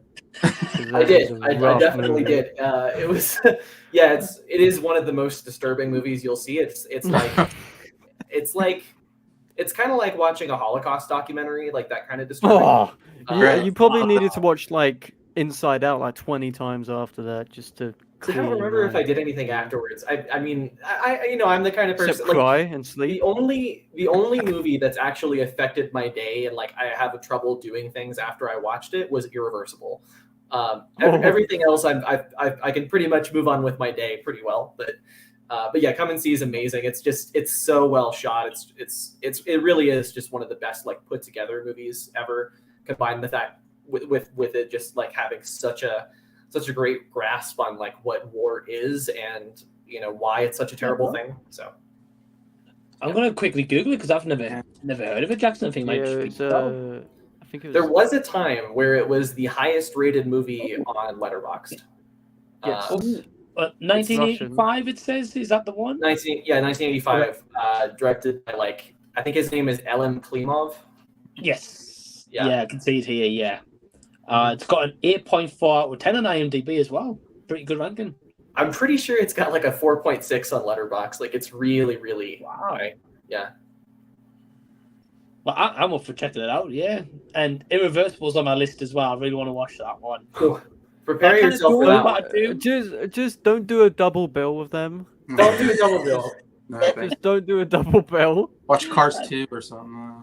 That's just as bad, Jason. That's just as bad as Irreversible and the double bill with them. I'll watch all three of them, mate. I'll make it a triple bill. Why not? Cars People are 2. gonna look at your Letterboxd and be like, "What is this going on? This is." Right. You'll want to be Cars 2. medicated for high anxiety or depression after watching that. Probably. Yeah. Well, thank you for the question, Matt. Hold on. I've got True Action Star. He's in the house. He says hello. Hey, here he is. Lot. Hey, man. Hey, True Action. Hello. Hope you're well. He's been making me laugh in the comments already. Like I've seen some of the future Yeah. comments. And he's... Oh, okay. he's been good. Yeah. Okay. I'm excited to see what he's put. For now, he says, we're off to see Hypnotic tomorrow. That looks great. Well, hope you enjoy the movie, man. Hope you do. I've seen the movie. Have any of you guys seen it? I saw 20 minutes and turned it off. It's got bad reviews. Yeah, I think like it had like a plot that was interesting, but I don't think it executed that great for me personally. But maybe you might enjoy it though, Traction. Maybe more than I did, and maybe than Josh did. Maybe hopefully you make it through more than 20 minutes of the movie. I'm just gonna say, William Fichtner has a hilarious run in it. He's like he's flailing his arms around and whatnot. Like he does a little bit, yeah. And I was in hysterics because I like William Fichtner as well. He plays a good villain usually, but yeah, we'll wait and see what True Action says. I can just picture Josh watching that and just cackling at just somebody running. I was. Yeah. I was gonna get up and reenact it. I was gonna be like it's very funny. Well, we'll have to wait and see what True Action says. I'm intrigued now, man. I'm really intrigued. Hope you enjoy it anyway. Sai adds in before about The Apartment by Billy Wilder is so good. Yes. I really want to watch that. So, because I mentioned Before Sunset earlier, I've heard that The Apartment and Before Sunset are like really similar. Oh, really? So yeah, it really makes me want to check out The Apartment. Yeah. The first time I'm hearing about it, to be honest, tonight, yes. But if you guys think heard it said good, yeah, I'll check it out. Didn't it also win Best Picture? It was one of the ones like. Did it, Jason? Okay. Yeah, I said Best Picture 1960. Yeah. Cool. Yeah. Because ask Jason. Jason will tell you straight away. Yeah. Got my bro Joe's in one saying, "Hope you have a great stream, What's up, Mike." Joe? So, Joe, the Guinness Hello, Guinness Joseph. Book record holder. He is. yeah, he beat a world record the other day. Yeah, Did he? he just didn't get it official, so I told him get it official. Then at least he got the certificate, you know. Yeah. Mhm. I've got two actions. Do you guys like prefab sprout? What is What? that? Does anybody get what is that? Is that they a band? is that a Is that a movie? Eurovision? Let's have a look. I'm typing it up. Oh, it's a Prefab band. Sprout English rock band. Yeah. English rock band. They're from I thought County it was Durham, food. apparently. Sprout food. Yeah. Were they on Eurovision? It sounds like they would be. I have Performing no from idea. performing from United Kazakhstan. Prefab Sprout. I'm guessing that they predate Eurovision because they look like they're from like the 60s or something like that. They do, yeah. Yeah. Okay. I don't know. I'm just gonna say no to action. I don't think any of us no. I'm not sure. He says, however, thoughts on the film 80 for Brady. I'm still convinced that's not a real film. I'm still convinced it's fake. And I know people have seen it. Yeah. I have a tag on Letterboxd that I just like. You know, you can tag movies and be like, Yeah, I've you know, seen watched that, it with this yeah. person or whatever. I have a tag I just call money laundering for movies that I think are money laundering schemes. I have a feeling that one's going to qualify. Probably. And I know there was an advertisement the other day I saw on social media being like, enter this competition HMV's doing to win a signed poster signed by Tom Brady. I was like, nah, you're What? okay. I don't think so. I have a not friend actually who's seen begging it. me to watch it. Like I don't want to. Oh, To this be fair, I is saw funny. the trailer for it, and I think by looking at just the trailer, it shows you everything that happens in it. So I was like, well, I've seen the movie now. Yeah. But yeah, have any of you guys seen the movie? Nope. No? No. Okay. Again, next still question. convinced That it's one. fake. Moving on. So this Trenchcoat says, hey, what's up? So, hey, hope you're doing Hey. well. Thanks Hello. for tuning in. Hello. Yeah, G-Force is a thing that exists. Yeah. It is. It is. Whether Unfortunately. it should or not is another thing. But It's Action Jackson. I see him laughing. Yeah. I think I forget. I don't know. There's a comment that it's probably coming up Yeah, soon. it's got this one. G-Force, that's the one with the guinea pigs, right? That's the No. I don't think you want that because they're animals. Right. Moving on.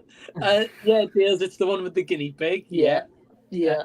I used to love that movie because I had guinea pigs, and I was like, I want to see my guinea pig do that. Yeah. Of course, that never happened. So Cars 2 is insane. They're spies now for some reason in Italy. I believe I love it Yeah. for all the wrong reasons. it sucks. It's so funny because it's I so think bad. I've seen bits It's of this weird. movie. Is Michael Caine the voice of Yeah. one? Yes. Finn Yeah. McMissile. Right, okay, I've seen He's part of voiced it. someone called Bond. Finn McMissile and Holly Shiftwell. Holy Oh shit. yeah. Interaction saying Cars 2, the film that sold millions of plastic tat on wheels. What? I mean, it's probably sold merchandise, yeah. Naked women chasing a man after my own heart. Let's go. Rebellion. Woo. Both Slumber Party Massacres 1 and 2 are awesome. So is Trenchcoat ads. Yeah, I haven't heard good things about 3, but Yeah. I have heard 1 and 2 are. Well, I mean, I've seen 1 and 2. They're both great. Yeah, I guess Ryan the from one- RWR has watched them recently, I think. But Ooh, sorry, sorry. what are you saying, Jason? Sorry, I didn't interrupt. Oh, I think I saw someone posted there was like a bunch of sequels. I didn't realize. Yeah. I'd like to say it was maybe Ryan from RWR, Noran. I think one of the two. One of them, Yeah, There's like I think 5 or I've heard- 6. I'm like, what? Like, I've heard This Matt is, mention them before. That's Yeah. yeah. Vengeance Media. Matt. Yep. okay. This is funny. Two actions. just- sorry, Josh. No, go on. I've just found out Oppenheimer's rated R. Yeah. Ooh, okay. His first rated R film since 2002. And what's funny is they played a trailer in front of Little Mermaid for Oppenheimer when I went to see it. They did for me as And well. it's very funny. It's very funny to figure that out. Like, they've got the balls to do that. I rate it. You like mermaid? You like nuclear war? Yeah, seeing Nuclear War before seeing Little Mermaid. Yeah. Yeah. Are we getting like is Oppenheimer just going to be Christopher Nolan's Threads? I don't know if you guys have seen Threads. It's I haven't seen it, but it's like it's basically supposed to be like the most disturbing nuclear war movie. Like it's basically it's almost like a pseudo documentary about what would happen if like a nuclear bomb went off in the UK, basically. Oh, Yeah. Okay. Yeah. Never heard of Fred's. No. Yeah, and it was directed by the same guy who made both L.A. Story and a movie called Temple Grandin, which is a really wonderful movie about a woman with autism working with animals. So very, very, very different kinds of movies. I was gonna say I've heard of L.A. Story, and that's good. That's not similar to that by the sounds of it. No, definitely not. Oh, okay, that's cool. Attraction. Thoughts on the song "Mellow Yellow"? What is that? Hold up. I I need to find out what of that it. is. I've heard of this song. Yeah, I don't listen to it though. So Donovan? That's the Donovan song? Okay. Yeah. I've got no thoughts. Do you guys have any thoughts on the song? No. My thoughts or no thoughts? Yeah, it's an okay song. Yeah, it's awful. I'm listening to it now. It's Hello. Fine. Yeah, that's the one. Two actions. Andrew Garfield is a pretty talented actor. Hacksaw Ridge is a very emotional movie. Yes. Yeah, definitely agree. The Goldfinch was the most overlong ball fest ever. Make your nose grow and drop off because I like that film. I'm kidding. That film is good. That I movie like it. had in the theater. Man. We've got another guest in the wings waiting to come on, and that's Pete. Hey, Hey, Pete. hey everyone. Hello, Pete. hey, how you doing? Not too bad, not too bad. I'm trying to sit in the kitchen again, so hopefully not everybody will sound like a Dalek tonight, because hopefully my internet's okay. But You're how not are you going all to doing? sit next to the stairs. Good. Yeah. I'm not on the stairs tonight. No, I'm near the radiator and the heating's on because it's super cold. Wow. I get you. Well, Evan, Pete, thanks for joining, man, and thanks for having me on the stream as well last night, man. It was a really good time. That was a good stream. No That was worries, really- mate. It was made my absolutely night, that brilliant stream. to chat to you as always. Oh, Thank good to hear that, Josh. How are you all doing? Great to chat to you, Jason, Jackson, Yeah. and Adam, as well as you, Josh. Yeah. Yeah. Yeah, man, doing good. It's good to have you as well. So thanks for joining. And Pete's link to his channel will be down below in the description after the stream. PlayTendoGuy. Pete, are you on Scott's stream tomorrow? Yeah, I'm on Scott's stream tomorrow. It starts at 8 o'clock, so looking forward to that. It's going to be another fun night. Awesome. Yeah, and Josh, are you on Scott's tomorrow? No, I'm kind of retired from Scott streams for now. I might, Okay. I might be on in the future, but just taking a couple months or whatever to just chill out, and relax. Okay. But I'll be in the comments. I'll be in the comments for sure. Awesome. I just got to get my charger now. Fair enough. So unprepared. So unprepared you are. Giving us a house I'm tour. always unprepared. I feel like I know the layout of Pete's house pretty well. Me too. Yeah, I know it better than my house. Well, it isn't very big. It isn't very big, so... It's all good. We've got a question from... hold on. We've got Attraction saying it's Pete. It's Pete, indeed. Hello there. How are you doing, Trouble? Hope you're Sorry, all just- right. Stuff, Pete. But what you said about the goldfinch, I can see where he's coming from. Fair play to you, man. If you don't like it, but I kind of don't think it's that bad. It looks nice. Roger Deakins shot it. It looks pretty Yeah. beautiful, but I can see where you're coming from. It is quite long, Is that and the it's one with known. Baby Driver? And... Yes, it's known to be one of the hardest books to adapt ever, and apparently the book is very dense and very thick as well. It's like that thick or whatever. So they squeezed it onto a 2.5 hour runtime. But Yeah. I like it. I think it's good. Okay, yeah. We were talking about it a little bit about before. Yeah, but pretty sure Jackson was saying it kind of like split things on it as well. Yeah. I hardly heard of it, but I think I have heard mixed things on it. Yeah. I get you. Well, Soulless Trenchcoat adds a question here. He says, since you guys brought up Brad Pitt earlier, what's your guys' favorite Brad Pitt movie or performance? Good question. Fight Club. Fight Club. Gotta be Fight Club. Like, I watched it last week. Fell in love with Fight Club. So Yeah, it's really good. Good movie. Yeah. I like him. I don't know if it's one of his best performances, but I like him in the movie Troy. Oh, yeah. Quite like him in that one. Jackson, what about you? So I have a different answer of like the movie of his that I like the best versus what his best performance is. I say my favorite performance of his is probably 12 Monkeys. He has to do a really he plays a very weird, interesting character in that one. But then as far as the movie of his that I like the best, probably Moneyball. That's probably my favorite sports movie of all time, I would say. I've heard great things about Moneyball. I haven't seen it yet though. Yeah, it's like, don't expect maybe a normal sports movie. It's definitely like the nerds take over sports, but it's also about how that's kind of beautiful and emotional and like at the heart of what sports is in its own way. I mean, I heard really good things about it. I don't think I've heard anyone say it's like bad movie, so yeah, definitely check it out. Awesome, man. And 12 Monkeys I've yet to see as well, but again, I've heard great things. Great one. Right.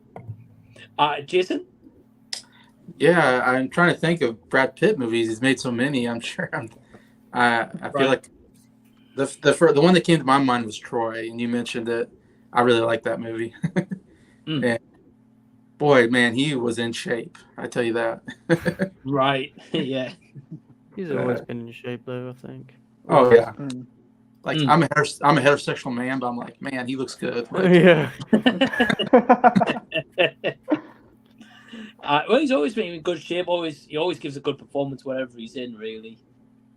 Yeah, he's always been a solid performer. Lately, of course, he won the Oscar for Once Upon a Time in Hollywood, I think it was. He's done better performances, I think. Yeah, but that's a good one, though. Yeah. Lately, he's been more of an Oscar type actor, I feel like, but he's always been a solid one. Yeah. I think he's starting to lean like more of his recent roles, more like comedic roles in a way. He's kind of gone in. Yeah. And he's very funny, so I think it works. Yeah, for sure. Yeah. Yeah, I think it suits him. Yeah, nice change as well. Like a kind of a refresh in his career. Like I loved him in Bullet Train. Oh, now I just not thought of that. Yeah, Bullet that's Train. a good one. He was actually not too bad in that one. He was so I funny. wasn't a big fan of the film, but he was good in that. Oh, I love that film. Yeah, well, Bullet Train Down, the better version of it. Yeah, Bullet Train Down. Oh man, don't get me started on that movie. You weren't a fan, Mike? Not a Bullet Train Down, no. Oh yeah, no. No worries. The Bullet Train movie, I didn't mind as much. I mean, I got to see that movie with Adam, so that was a cool experience. Yeah. Oh, nice. Oh, cool. Yeah, I think they're making a sequel as well. I think they are. You won't catch me going to see that one, I'll tell you. Oh, I'm right there, Josh. What? It'll be on Josh's Instagram story. Why have I done this to myself? Yeah, you're coming soon. Well, Adam, what would you say is your favorite Brad Pitt performance or movie? I think I'll go with Mr. and Mrs. Smith. That's a good one. Yeah. I don't mind that movie. Right, yeah, one of the like 2000s was it? Yeah, think mid so. 2000s. Yeah. Yeah, Angelina Jolie. Who Right. sharp. Very nice Angelina Jolie, of course, yeah. Yeah. Who are? Ooh, ah. Pete, what would you go with for this one? I'd probably say True Romance. He's not in it a lot, but he's really good in it. Yeah. Again, it's the movie you guys have talked about that. It's on the list as well. Check out. You'll didn't love get it when to you see see it, Mike. Yeah, I'm really intrigued. I was on my list. I was going to check it out the other weekend when I said I was going to check it out, but something came up, so I didn't get a chance. But definitely want to watch it. Hmm. And Josh, I don't think I asked you with this one, did I? I said Fight Club, but Oh, you I did. think Sorry, yes. Yeah. He's a Fight Club. film, in terms of film, though, Tree of Life potentially. I think it's between. Sorry, Jason. It's between Tree of Life and Fight Club. Those two. Yes. Are just like his performance in both of them are just so good, but they're both different.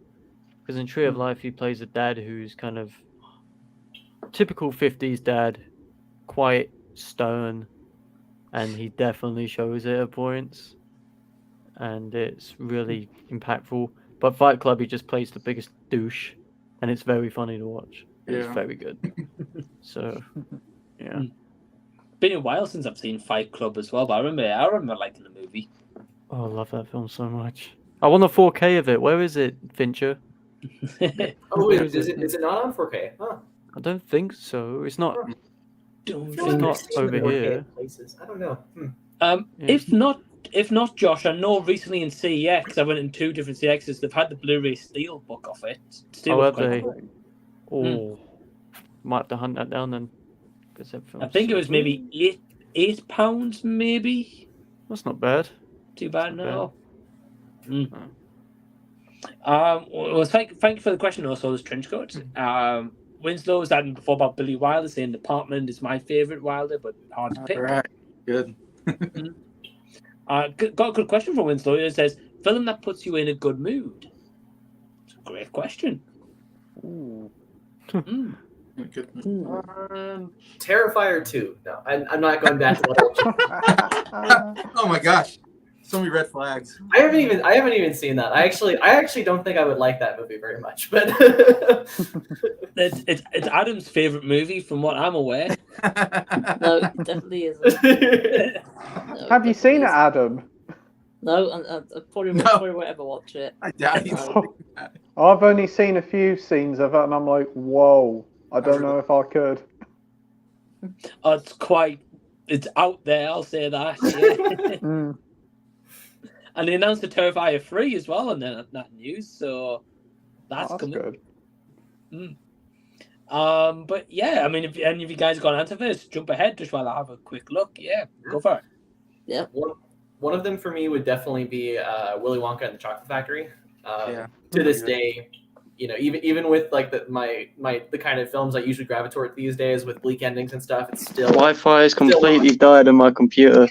no worries. But yeah, it's still one of my favorite movies. Oh. And I can't hear anything. Damn it. Oh, there we go. There we go. Can This you is hear the- us, Josh? Yeah, this is the weirdest angle ever, but like I'm getting no internet at all on my computer all of a sudden. I'm gonna restart it and see what happens. Yeah, no worries, man. Take your time. All good. So apology, Jackson. What movie did you say? I was distracted with Josh just switching the camera. Willy Wonka. Sorry, yes, that's the one, because I got that on my list to watch as well. So I know I saw it in like a recent video of yours. You're like, movies to watch. Was it your Cocaine Shark review or? Yeah, I was like taking a kind of mocking it, being like movies I should be watching for the first time, but I chose Cocaine Shark. Why? Yeah. There you go.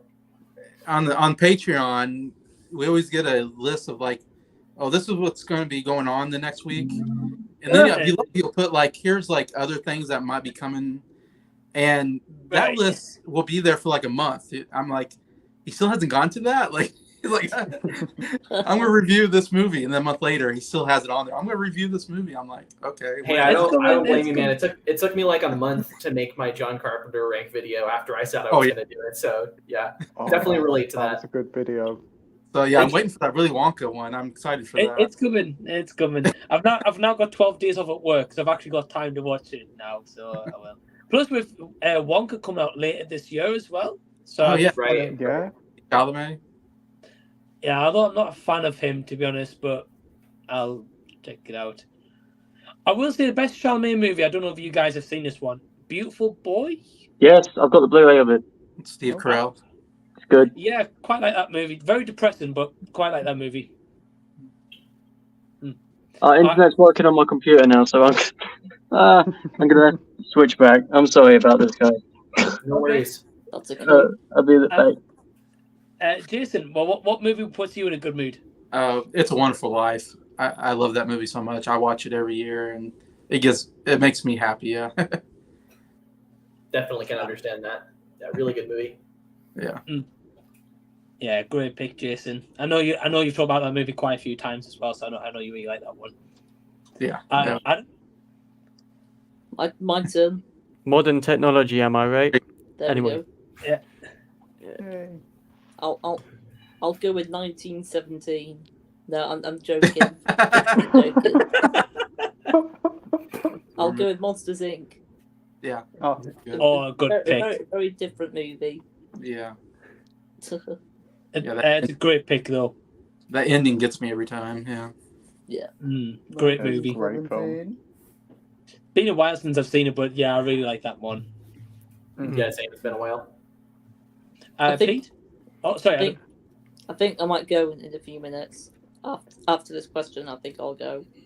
No worries, mate. No worries. No worries. Yeah. Sounds good. You know what? Pete?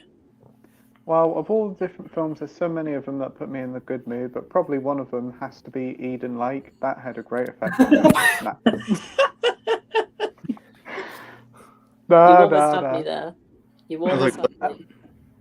That's a For rough me- movie. It is, and I went to bed straight afterwards, and I kept looking out my window. I'm like, we've got neighbours like them. So for me, it would be Big Trouble in Little China. Great mix of genres, lot of fun, and just a great entertaining time. Yeah. Nice. Good movie. Definitely a lot different to Eden Lake. Yeah. Yeah. Very different. Good pick, mate. Good pick. Josh? Probably Before Sunrise. That's one of them. That's just such a feel-good, kind of romantic film, even though it's kind of depressing one at with Chesney points. Hawks. The ending is Chesney like Hawks. the ending, like, oh, it gets my heart. It's just the first hour and a bit is just so sweet, Yeah. Apart from that, I think a film called Emma, which is the Jane Austen film. Is that, based is on that a Jane Anya Austen Ta- book. Is that Anya Taylor? Yes. Right, Yes. Oh, you've got my This man's interest now. internet. Oh. Yep. Oh, tell me more. Tell me more. That one. Oh, wow. I'll have to purchase that one. For a certain Chase reason. that one. But I think my number one, it came to me. Well, Moana. I think that's one of them. Oh, yeah. Good one. Oh, okay. I still haven't seen Moana. I hate you, Disney, for remaking it. But Yeah, yeah. I think you'll really enjoy Remake that a one, film that Pete. comes out next week. That's really good. Yeah, I think you'll enjoy that one. Moana's- I think Moana's my favorite animated Disney movie in years. Yeah. So good. So I still Good haven't movie. seen Coco. Is that a Disney? Oh, one? that's Pixar. great. I love Pixar. that one. That's a good one, Yeah. yeah. Yeah. Hey, I that's a haven't seen that one. great movie, Pete. Really recommend that one. But yeah, I mean, some great picks, guys. Especially Moana, Josh. I think that's a good pick. yeah. Back to the Future for you, Mike. Yeah, I mean, Back to the Future. Yeah, definitely. I mean, trying to go not obvious here, but yeah, Back to the Future. I would say Toy Story as well for me. yeah. I love Toy Story, man. What a film. And the movie I watched the other day, actually, for the first time ever. And after I watched the movie, I was like, I had a smile on my face and I just found a good time.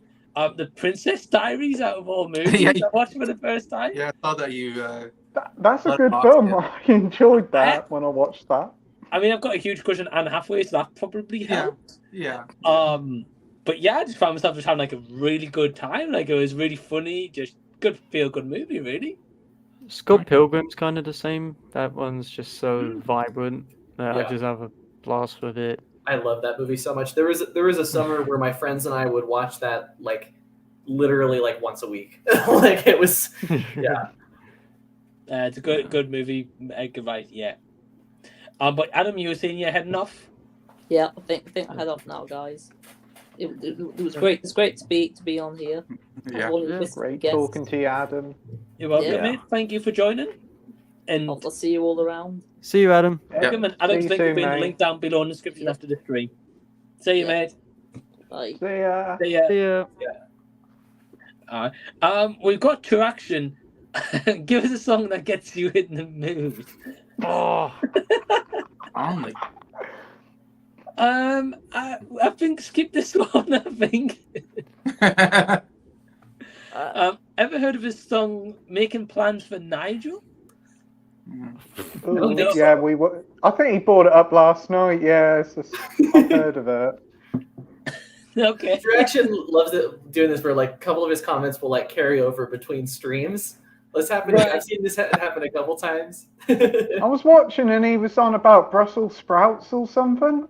Yeah. Prefab Sprout? Yeah. Oh yeah. I was like, Prefab Sprout, yeah. I Rock. think it's a band. I'm pretty certain. It's but a I've band. never It's heard. a 60s band. I think Yeah. 60s. Yeah. I don't know what action. Yeah, I'm not going to be going to H&B and ask for a fine copy of Prefab Sprout on CD. They probably won't have it, let's be honest. Sure, yeah. I don't know why, but it reminds me of, I don't know if you guys know the Smashing Pumpkins song Cherub Rock. Mhm. Like Mm. what is it? The sprout thing just reminds me of that for some weird reason. Oh man, I've heard of Smashing Pumpkins, but not that song though. Yeah. Smashing Yes. Pumpkins are good. I actually like them a lot. That's the We had time. them Yeah, on they're at pretty work a good. couple of weeks ago.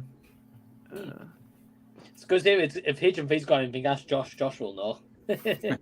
Well, I won't know anymore because my last Okay, yeah. shift was on Sunday. Okay. Oh, okay, yeah, But it was a nice day. It was a nice weekend, so that's good. can't complain. Can't complain. Ah, well, great to hear, man. That's really good. Yeah, onwards and upwards for me. So Exactly. Absolutely. see what the future holds. Maybe go to uni. I don't know. See what happens. Yeah, always worth it. Oh, 100%. I'm excited, mate. Just keep us updated what you're up to next. Oh, I will do. Yeah, Definitely. Yeah. I will Yeah. for sure. We're all behind you, every step of the way. Thanks, guys. Yeah, I'll let you know for sure. Hold on. Apparently, for you to accidentally combine a Little Mermaid and transform, Yeah, I saw that. and how people are mixing them together. Oh They my do. God. They do. It's actually really good. It's actually. I wish I saw that. I want to see this because Yeah. I feel like that's a joke I would make about like just seeing trailers of like just they all just kind of merge together now. Yeah. Let me find it. It might be on. The Yeah. Little Mermaid mixed with Terminator Transformers. Now that I would watch. Yeah.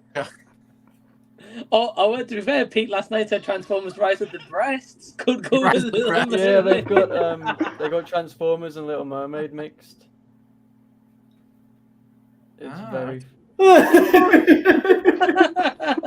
Oh wow! It's very funny. Just seeing it play out.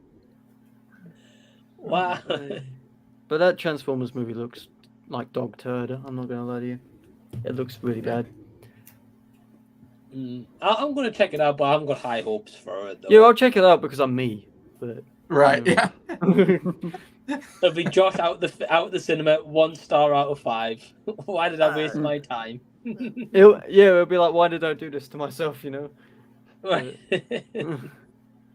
mean, Josh is still trying to get over Fast X as far as I'm aware. Thanks, Mom. I've been pretty good about like skipping stuff I'm not interested in this year, like Fast X and I don't know what would be another one. Like Ant-Man was another one I wasn't really interested in. Yeah. Oh, you skipped one there. Oh. Oh man. Yeah. 4K release for Reviews Pete. of 4K by. No, that can stay on the shelf. Yeah, I did buy Thor: Love and Thunder, so you never know. And Morbius as well. And I'm, Morbius. I'm strangely Morbius for Morbius. Really? Morbiusly more- Morbius for Morbius. I'm Morbiusly more. I'm morbiusly morbid for Morbius. What the heck? I'm interested in checking out Morbius. I think it'll be quite fun. It's not. That's a tongue twister and a half. Pete. It is. sucks the life out of you, literally, Pete. It will suck the life out of you. It's. I will Well, say my dad Morbius... really wants to go and see Fast X. He's anticipating that fucker. He can't wait to get and watch it. He's honestly gripped by the storyline. He said, I can't wait to see what happens to that baldy head bloke. What's he called? Vin Diesel? Baldy head bloke. He's watching him on the screen, he is, and he says, oh, he's a mean fucker, isn't he? I don't like those movies at all. Like number 6 was, number 5 and 6 are the only good ones for me. Yeah, I agree. Yeah. We watched the 7th one the other week. That was really good. I had a fun time with that. Number 10 is just ass. Like, Is it as bad as number 9? Yeah, 9 was worse. Somehow worse, I think. And I hate number 9.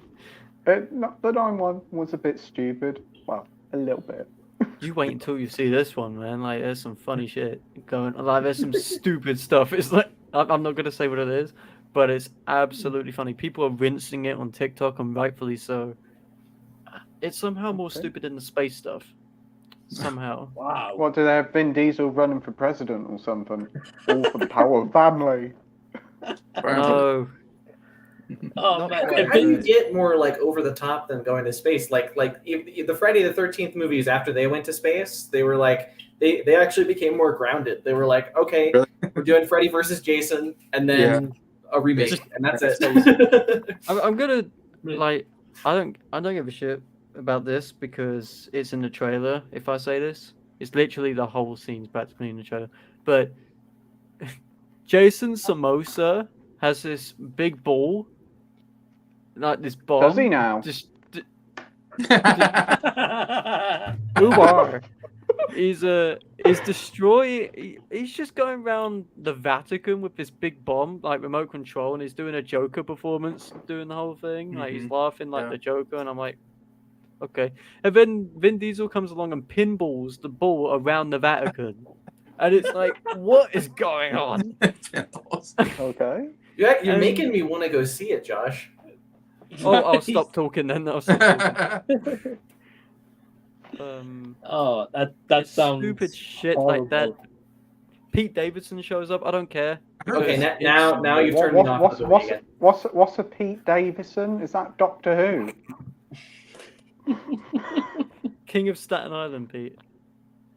He's in. I don't know if you ever saw Bodies. He's the guy who. Yeah, I think I know him he's on the front cover. Yep. Yeah. I haven't like seen Pete King Davidson. of Staten Island. I like Pete Davidson, but when he showed up, I audibly said, "Are you kidding me?" I audibly said it. He's in everything. Does Ryan Reynolds pop up? Because he pops up everywhere. Everything. Right. I might have missed him. I fell asleep 3 times, so I might have missed him. But I think in the Fast movies, as you were saying, Pete, if Vin Diesel ever goes for presidency, Gerard Butler's got to be his bodyguard. Yes. Yeah. The Rock. And we can have an Has Fallen crossover with the Fast and Furious. There you go. Angel has fallen in Fast and Furious. Family has fallen.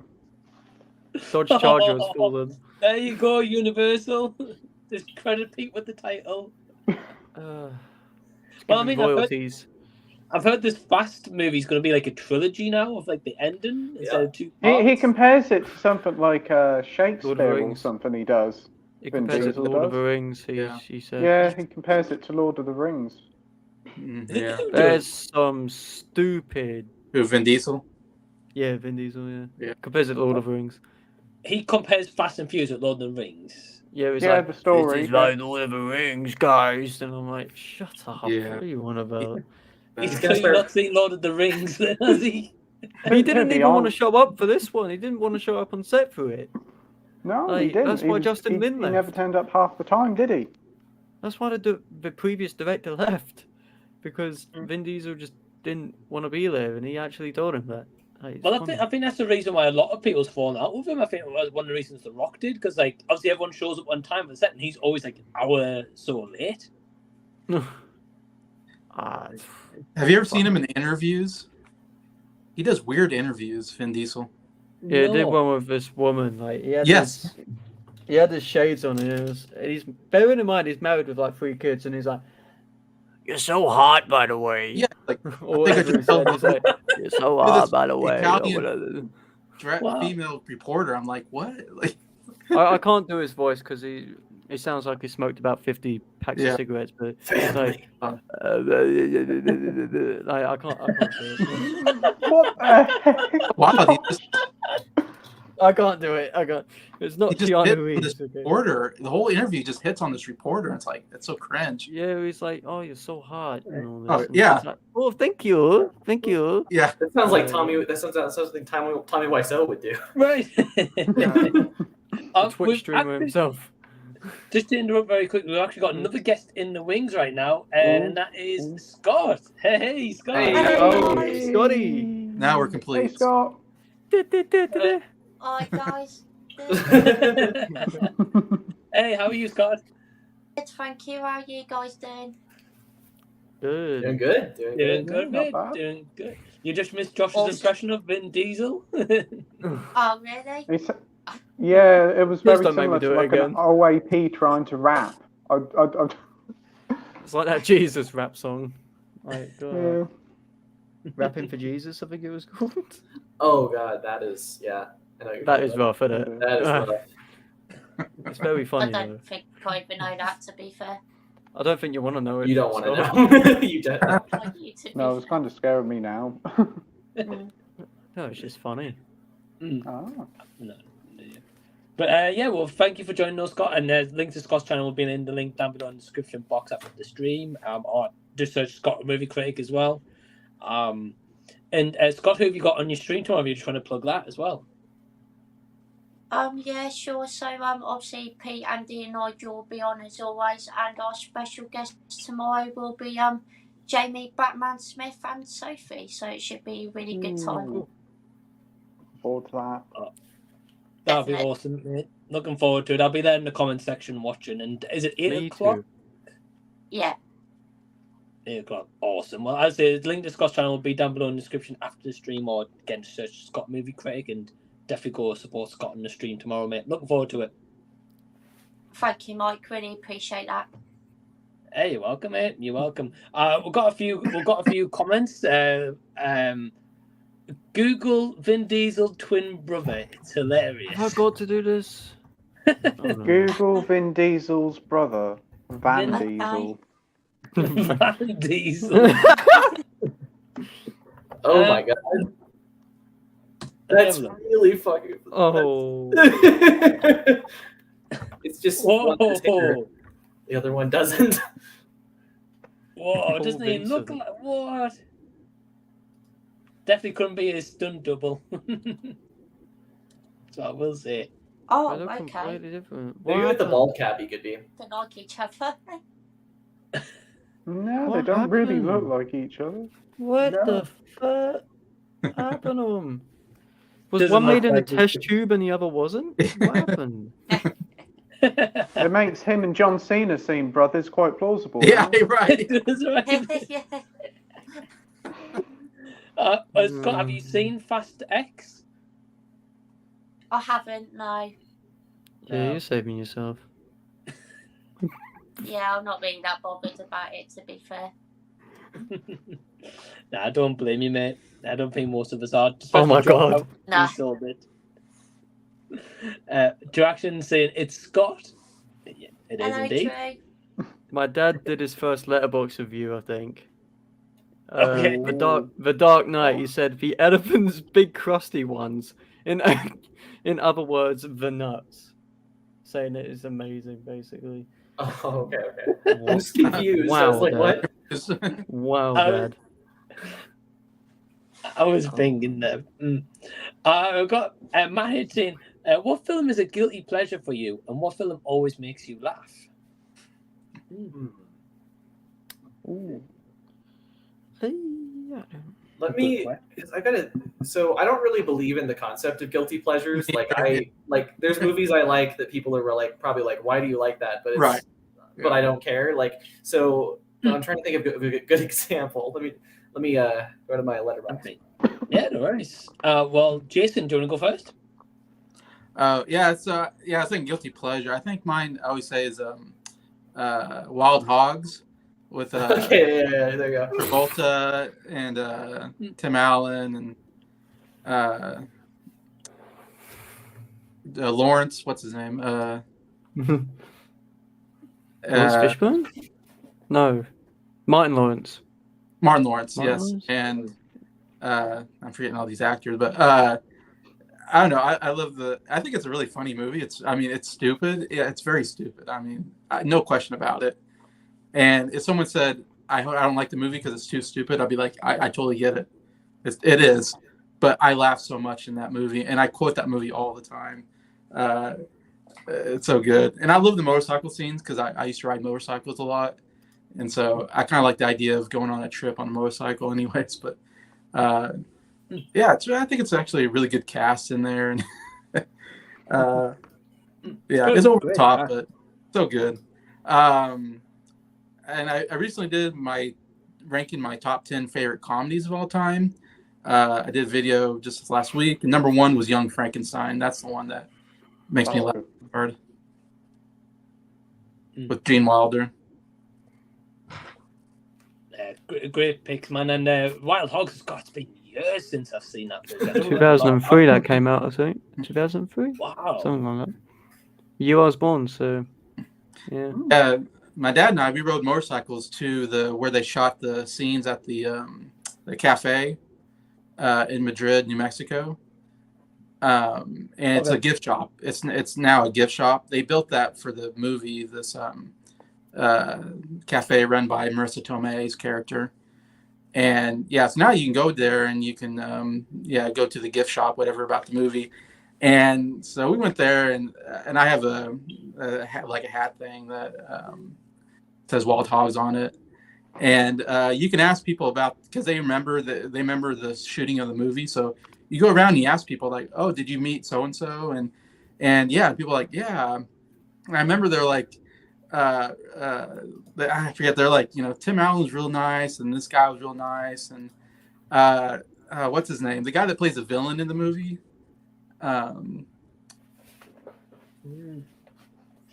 What's his name?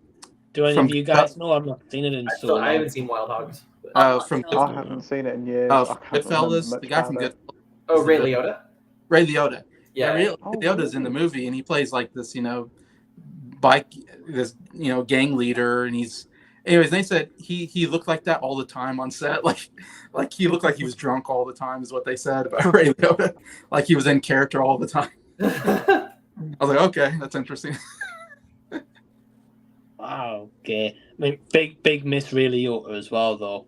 Yeah, definitely. Oh, yeah, for sure. Yeah, definitely. But Jason, that's a good pick, though, man. You've actually got me intrigued to watch Wild Hogs again because it's been that long since I've seen it. So I might have to check it out. Pete, what about you? Oh, guilty pleasure film. It's got to be one that I always bring up whenever I can, and that's Speed 2. Take what works on Speed and put it on a boat because, that's going to work. It doesn't, but it's so much fun. It is 2 hours. It's way too long. It's got UB40 singing a song there for some reason. You got what's his name in Willem Dafoe having a good old time, and you've also got the guy who plays Boba Fett as well. It's a fun time. It's daft. It's definitely nowhere near as good as the original, but I enjoyed it. And for a film that makes me laugh, I'm probably go with either the Austin Powers films or the American Pie ones. But I haven't seen the American Pie ones in years, so I do want to rewatch them sometime. They're good films. Yeah. Well, I know, Pete was saying the other night, and I've seen Scott's letterbox. Scott, you've been recently going through them, right? Yeah. Okay. I have, yeah. Yeah. Yeah, they're always good movies, always really funny ones. Yeah, get where you come from, Pete. And Speed, I've never seen Speed, but I never knew Speed 2 was on a boat. You've never That's seen the crazy. original Speed? Wow, you're in for a fun Yeah. time with that one. Oh, Definitely.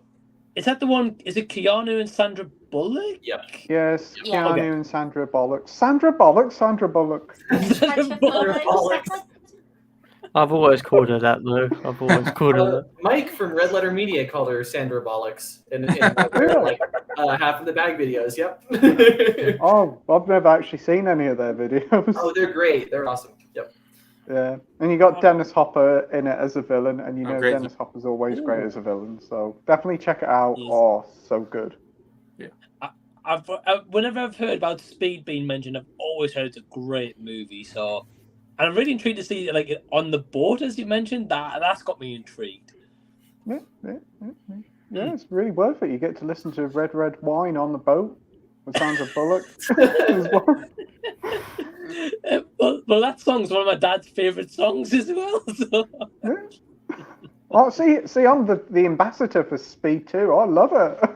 I think you're the only person who does. Well, got to go out there and drum up business and try and get people to watch it. Yeah, someone's got to love it, haven't they? Well, he's still me on it. But Pete, when I've watched it, I'm going to put on my letterbox recommended by Pete. Yeah. Why did you make me go through this, Pete? I've suffered 2 hours of this rubbish. Pete, it can't be worse than the Asylum movies I've seen. No, so- no. Oh no, they're like the original Speed compared to stuff like that. Oh. Exactly. Scott, what about you? Guilty pleasure for me is going to have to be the original Mortal Kombat. Yep. Yeah. Absolutely love that film. It's bad in every single way, but it has some really entertaining fight scenes, and I'm just a massive Mortal Kombat fan, so always gonna love it. For a film that really makes me laugh, I'm gonna go with the 2 Wayne's World films. They really do crack me up. Oh, they're great. Great picks, mate. Believe it or not, I've never seen Mortal Kombat, the original, or Wayne's World movies as well, man. Oh, they're great as well. You You're need- in for a treat with them. When You Scott are shakes, indeed, yeah. when Scott shakes his head, you know you've disappointed Scott. So Yeah. I know, mate. I really want to watch the original Mortal Kombat because the newest one I wasn't huge on personally. So I'm petitioning Warner Brothers to re-release Mortal Kombat on Blu-ray to get the Scott cut, where you get the bloody Scott's version of Mortal Kombat playing instead of the other one. I can't listen to it now without Scott's version playing. That'd be interesting, that's for sure. Well, Scott always does it as well, so like he's got me intrigued to watch it, to hear what this. I can't theme listen to song the is. song the same way again. I was playing the game the other day and it had the Mortal Kombat song on. I was like, this isn't right. You've got to have Scott doing it. Cheers, You know Pete. I what? really do appreciate that. You need one of those voice things Andy's got with like Nigel's sounds on. There's just Scott's. on Yeah, it. I need a Scott's voice clip, so every time I listen to the song, I can hear Mortal Kombat. Do do do do do. No, does nowhere near to Scott's how he does it. It's synonymous with you. Nah. Oh, thank you, Pete. I really appreciate that. And Josh, what about you? So, guilty pleasure, Old. M. Night Shyamalan's Old. That Great film movie. is like so ridiculous. Like, it's so funny though, because it's like, what is it? Someone's having something done to him, and then you got Rufus Sewell in it, who's just like stopping him, and he's like, "What's that movie with Marlon Brando or whatever?" And I'm like, "This is Okay. funny. That is so funny." Like, you've seen it, Jackson, right? Oh yeah, it's great. You'll know what I mean when he just stops out of nowhere and says Marlon Brando. And then they go- I may have forgotten about that part. There's a lot of really bizarre like moments in it. There's like a part where like a kid is talking to another kid and he says like we're gonna grow up together and we're gonna become neighbors and friends with mortgages or whatever. Like it just like has this really weird dialogue. There's lots of very strange dialogue in Old. Okay. I was part of the swimming team. I'm gonna go swim. Yeah. That's another good one. You've got Mid-Size Sedan. His name is Mid-Size Sedan, the rapper. Mid-size sedan. Mid-size sedan. That's the rapper's name in it. Yeah. Mid-size sedan. M. Night's cameo in it is pretty funny. He always cameos in movies. He just plays like a. He plays the guy who takes them driver. to the beach, and he has lots of weird comments about the beach. And then you just see him up on the top, just. Yeah.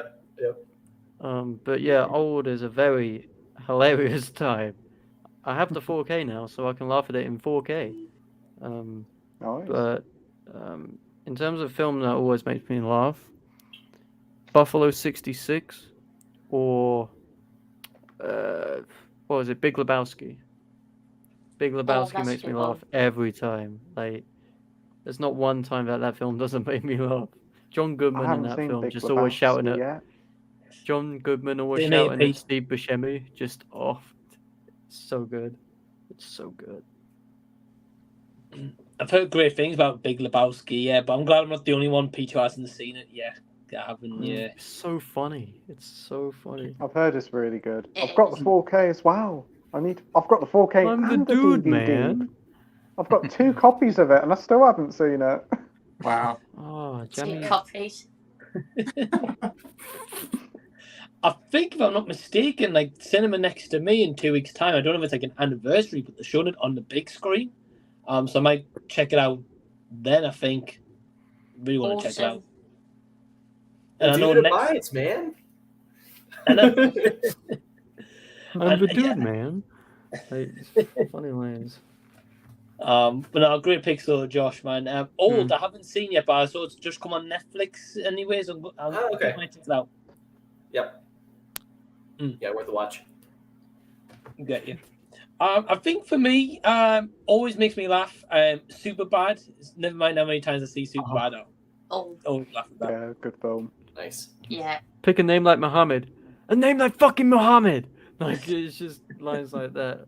McLovin. McLovin, I love McLovin. Yeah, Right. Jake Lovin, yeah. McLovin isn't a fucking name. He's like it's funny stuff. And it's just when he goes into like the just when he goes into the shop to buy the beer and he takes the ID and stuff. It's just so funny. Yeah. Love that scene. Yeah. And he gets punched in the face and they're just watching it back and they're like, whoa! Yeah.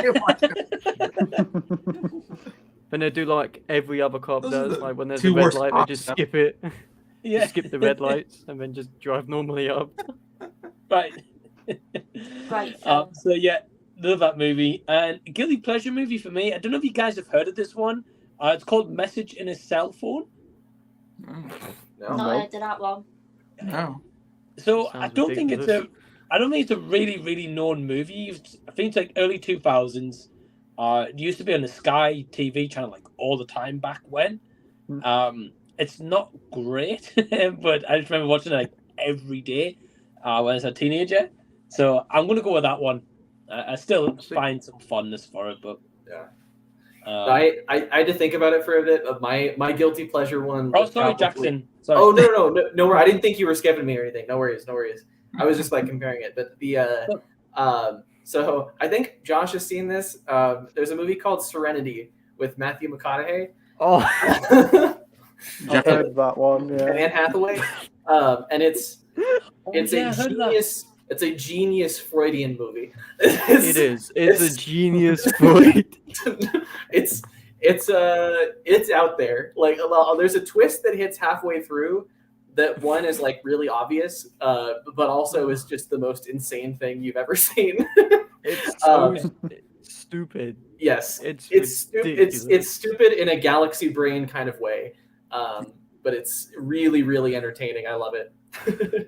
And then movie that always makes me laugh. Definitely Monty Python and the Holy Grail. Yeah. Like I will like. So funny. I'll literally like forget how funny it is. Like, and I'll sit down and it's like I'm watching it for the first time again. Like, it's, Oh man. yeah. I haven't seen any of the Monty Python Yeah. movies. Oh, man. man. Oh, they're great. But They you are a just lot of reminded fun. me. You've just reminded man. me that Serenity exists, and now I'm cursing you because I If you're- hate that movie so much. Serenity is a 4-star movie. I Shut have up! that on my No, list. No, it ain't. It is Serenity the movie that came out? Was it like 2021? I would like to say. It's 2019. 2019. 2019. Oh, sorry. Yeah. Oh, it's not that old. I thought it was Yeah. older. No. Oh, I thought, yeah, it was older. Okay. I'm pretty sure No. It's I'm pretty sure it bombed, right?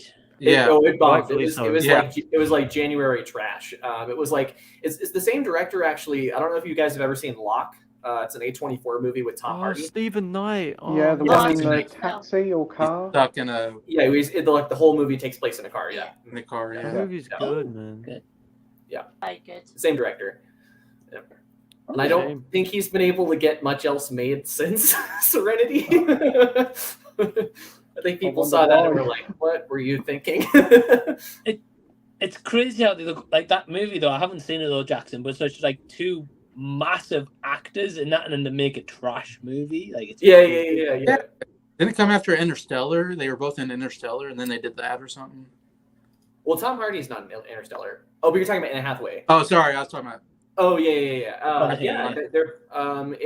it wasn't like right after that or anything because I think Interstellar was like 2014. But yeah, no, they were both. Yeah, they were both in Okay. Interstellar as well. Yeah. They have a weird relationship in the movie, to say the least, as Josh can attest to. Ugh. It's but like Matthew McConaughey too is like so entertaining in it. Like he yells about like this tuna that's evading him because he's like a Oh, he fisherman. does, yeah. Yeah, he yells about the Yeah, Iraq yeah. War. There's a scene of him like chugging a bottle of rum while driving. Like he goes for it. Oh, he does. He does. Should we check this movie out or not? Oh Because- yeah, I'd recommend. No. You might hate it, but like I'd recommend checking it out. I think it's really funny. Okay. Okay. Again, it was one of those movies that kind of like just went in the cinema and then it kind of just left. Yeah. I think it went Yeah. straight to Sky here, actually. I think it went straight to Sky I Cinema. think you might It be might have right. done. That's normally where all the rubbish goes to. Because I remember it vividly. I didn't watch it on there Mm. because I didn't want to watch it on there, but I watched it a while back, and I remember just Mm. thinking it was trash, like utter trash. Mm. I mean, it But it kind is of funny. kind of disappeared till Jackson brought it back. I know. Yeah, thanks, Jackson. I'm Yeah. gonna solely like single-handedly make it a cult movie. The new room, you know. Yeah. It'll be on Pete's pickup videos next week with Scott as well, I think. Yeah. And I'll be converted, and I'll be like, yeah, that's a brilliant film. That's up there with Speed 2 for me. Yeah. Up there with Mortal Kombat for me. Yeah. Like Speed 2, though, there is a boat heavily involved. Oh yes. It's not like a boat chase, but there is a boat. And Oh, well, I'm there. yeah, I'm there there. you go. I mean, adding to that, Marvan said speed free on a milk truck. Yeah, there is. Wow. It's the Father Ted episode. Oh man. Oh boy. Oh man. Gary North says, hey Gary, he says, a movie I always have a laugh at watching Dumb and Dumber. Oh yeah. I've never seen that. That's good. Oh, that's so That's a good good back one.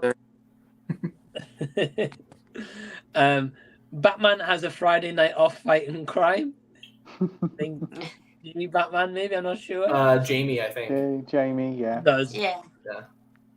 I was thinking, yeah. Winslow's asking most important film of all time.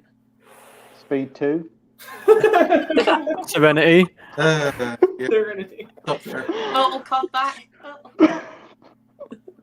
Old. Um, The Room, maybe. I don't know. Serenity, apparently. Yeah. I mean, you could pick like a really old silent film, one of the first, but I don't know, like, or I'm trying to think, like, what's the Citizen first Kane, movie like with sound? potentially? Yeah, The Jazz Singer was the first movie with sound in 1927. So. yeah, but that's not like remembered as a great movie. It's just like No, because no. it had that one thing. So No, it was big though. Yeah.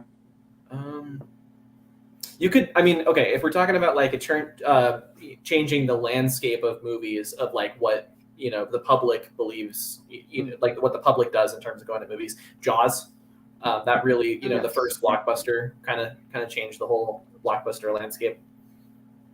Right, yeah, definitely defined it as well. Like Yeah. Jurassic Park as well, kind of like a creature one at the time as well, I guess. Mhm. Yeah. I mean, like, I guess you could go like true stories, I guess, or, like based on true stories as well, like Yeah. Schindler's List and stuff like that. Sure. Yeah, I mean, come and see. Honestly, I think is a very important film for people to see. Yeah. Okay. What were you saying, Scott?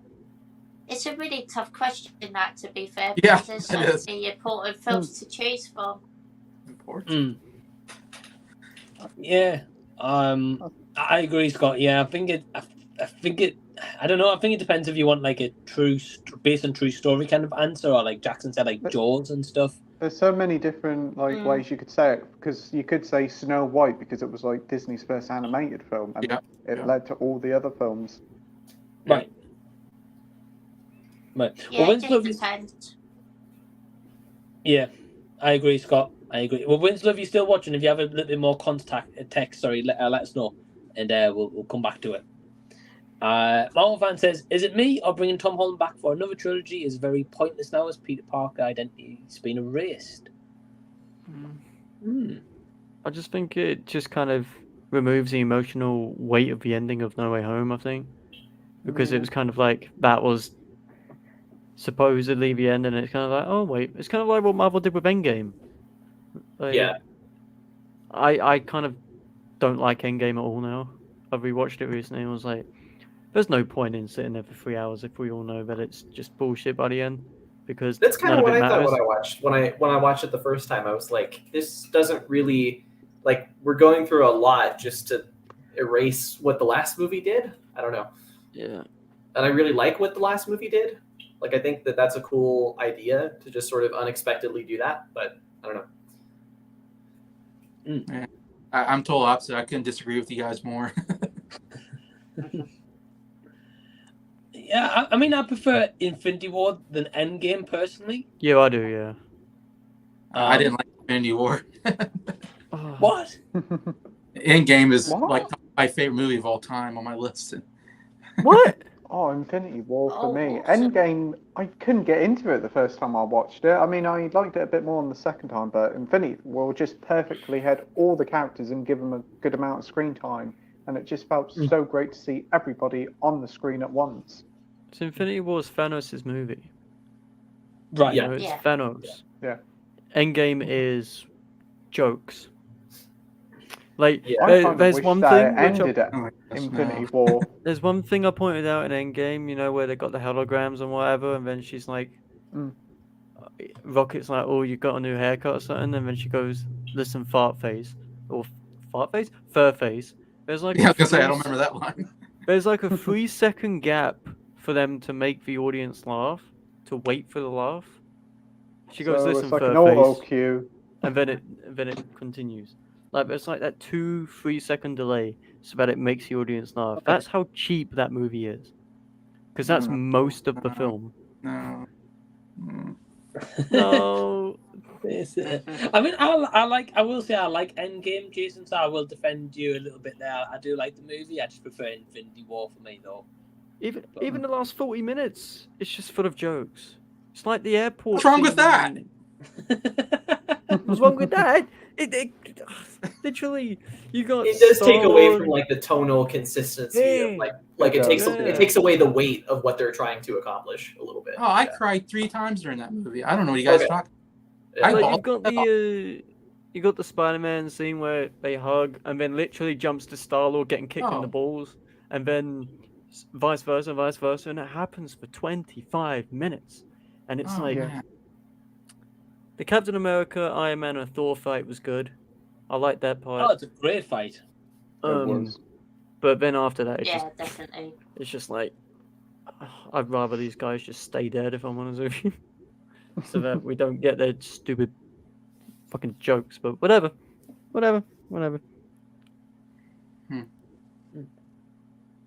Okay. Scott, what's your thoughts on Endgame? Yeah, I quite like it. To be fair, I think it's a really good film, but seems a bit pointless to bring back Iron Man because apparently they're going to do that, and I just don't see the point in doing that. It sort of takes away a bit of emotional impact from Avengers Endgame. Yeah. Mm-hmm. Yeah, that was some of the strongest stuff in Endgame for sure. Is the stuff with Iron Man. Yep. Oh, bye, Pete. Yeah. It's probably his internet playing that. Yeah, it was last night as well on the stream. Oh? Yeah. We brought him back like Endgame. Yeah, it's not, yeah. He got snapped. Cheers, Thanos. What's happened there? You just disappeared. Back. Again? It did the same thing. It did the same thing to me earlier, Pete. Don't worry about it. I know this streaming is getting dreadful. It's my internet, probably. We thought you got snapped out of existence. Pete. Yeah, I didn't feel so good for that second, I must admit. But yeah, I do what you were saying, Scott. Though I definitely agree about Iron Man. I hope they just like don't bring him back, just like keep him dead and just They are. because it does defeat the point of Endgame if they bring him back. Personally, Yeah, I agree. yeah, agree.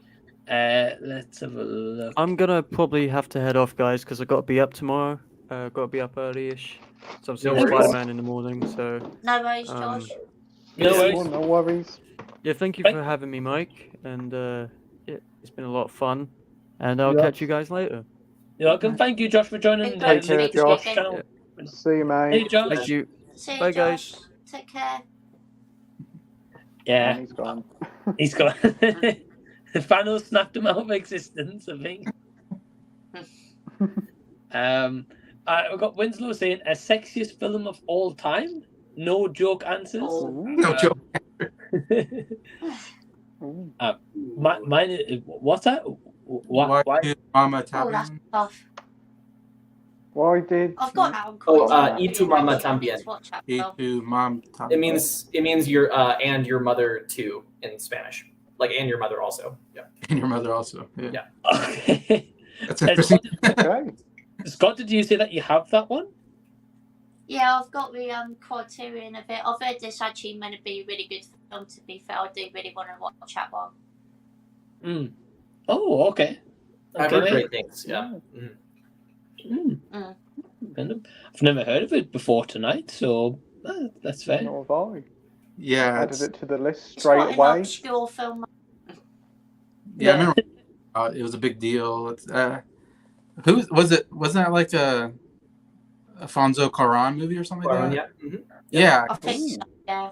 Yeah, because then he did Harry Potter, like Yeah, right and after then Children of Men, didn't he? And then, yep. and Children of Men, yeah, and it was funny to Oh, go. what a film. It's a very sexy movie for sure. Yeah. Oh, you're selling me it now, Jason. Yeah. It's, Sending it to me as well. Yeah. this has stuff in there. Did Alfonso Cuarón, did he do Prisoner of Azkaban? Azkaban, yeah. Azkaban, yeah. Yeah, Prisoner of Azkaban. Possibly, Yeah. Which I hope we can all agree is the best one, but I don't know. Yeah, I agree. I agree. Yeah. I haven't seen any of them yet, unfortunately. Wow. No worries. Oh. Well, to be fair, Scott, I haven't seen loads of movies, so you're okay, mate. Give you a pass on that one. Cheers. I appreciate that. Yeah, that's a great movie, though, Prisoner of Azkaban. Because that's why I was wondering, like, why I never came back to do the rest of them. Because that third one's great, but I think they just wanted to get a variety of different directors. It's what it seems like anyway. Until they didn't when David Yates took over. But I actually quite like the Yates movies. So Yeah, they're pretty good. yeah. Well, Jackson, what would you say is maybe the sexiest film of all time? okay, there's the first one that came to mind is Basic Instinct. So Paul Verhoeven, he's done a lot of kind of erotic tinged movies a little bit, but I find that a lot of the time he's actually like the movie is undercut by the fact that sex is like in stuff like Showgirls or his Dutch movies like Spetters and stuff. He's always like undercutting it with the fact that these people are. It's like sex is just transactional, like it's just how these people get by. Whereas Basic Instinct is like genuinely sexy. Like it's like the like sex in that movie it's used for evil, but it's also like it's like being seduced kind of a thing. So yeah, Sharon Stone in that one's just amazing. Oh man, yeah, I like Sharon Stone, and I think I've said this on Peter Scott's stream as well. Yeah, I'm yet to see Basic Instinct, but I know they've got a 4K, so I really want to pick it up. It's great. Yeah, and that one and Fatal Attraction are two I really want to check out. But yeah, Two great films there. I have. Yeah, everyone said they were amazing, Scott. So I'm waiting to see them, mate. Yeah. Hope you enjoy, Mike. Thanks, mate. But I mean, before I get to them, I'm going to get to Willy Wonka and Chocolate Factory first. So that's next. Yeah. Jason, what about you? Yeah, I'm kind of blanking on this question. Sorry, I have to go take care of something real quick. I'll be right back, though. Yeah, no worries. I feel like I need to hear some ideas, and then maybe I'll come up with one. But it's fair, mate. We'll just go Scott next, and yeah, if you want to put 10 feet, no worries. I think I might go with a film called Bound, which is a non-erotic thriller starring Gina Gershon and Jennifer Tilly, and yeah, that's quite sexy film to be fair. Are they lesbians? I think they are, yeah. I think so, if I remember right. Yeah, okay. They get it on our purge, yes. I think so, yeah. Okay. Yes, there is one scene where they do, yeah.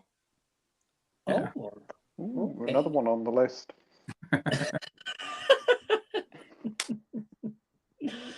Definitely. I've never even heard of this one, to be honest. Yeah, I like Jennifer Tilly. It's on the Arrow films, isn't it, Scott? Oh. Yeah, was it early 90s? Definitely. It's by the Wachowskis, I'm sure. Yeah, it might be. I think it is, yeah. Yeah, that's right. Oh, okay. Okay, I'm definitely intrigued. Well, I It's a tell you really another good one. film as well, actually. Oh, that's good, mate. I'm gonna add to the list. Another one I want to add to the list. I think Pete's mentioned this on his stream before. Wild Things, is it? Oh, yeah. Definitely. Yeah. Oh, yeah. That's another one. Scene, yeah. Definitely. Matt Dillon, you lucky bugger. Yeah. Yeah. Who does he get on with, Pete? Oh, spoilers. Oh, okay. Okay. I'll stay clear then. Okay. Well, Pete, what about you? There's quite a few. Basic Instinct is one of them. Sharon Stone in that film, my word. Didn't need the radiator for that. Right? Oh, it's hot enough in the room as it was. There's quite a few ones. Body Double the other night. That was pretty steamy, I must admit. You see a lot of tits in that. Body Double? There's one. Yeah. The Brian De Palma one. Yeah. Yeah, I really remember good that one. Yeah, that's a pretty underrated one. Oh, you've seen it, Scott, haven't you? I have, yeah. Really good film. Really enjoyed that one. There's, I can't remember which one it's called now. The Handmaiden. That's a really good one with Park Chan-wook. Okay. I love that movie. Yeah, Yeah. I got a chance to rewatch it in theaters recently. It was playing on that kind of mystery movie night sort of thing, which was a lot of fun. And there's one my mum's saying here now. She's watching this and saying 9.5 weeks. 9.5 weeks. Right. With Mickey Rourke. Oh.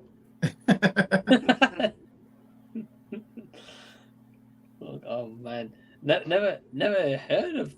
No, I've heard of 9.5 weeks. Yeah, I've never heard of Body Double though. That's a new one. Yeah, that's pretty good. Yeah, I thought I watched that the other night because that was the film that everybody said like to watch for the week for the homework film, and yeah, I really enjoyed it. Great soundtrack. You got Frankie Goes to Hollywood, the Relax song in it, and I was like, wow, it's very good.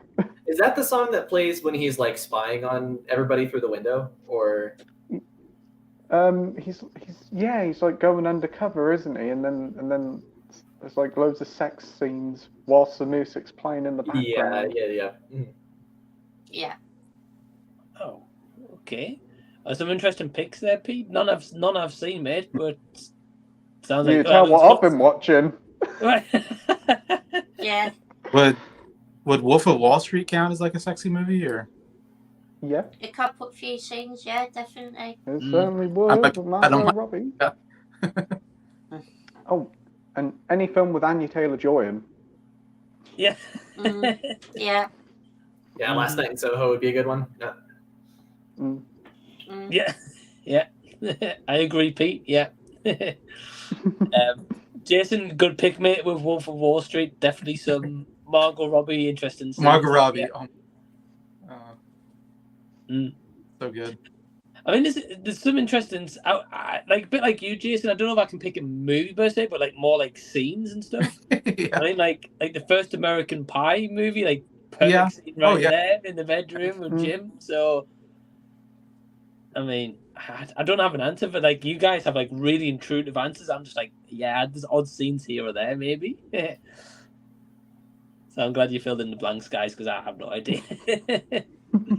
I really want to watch Basic Instinct, though. That's one that's top my list, really.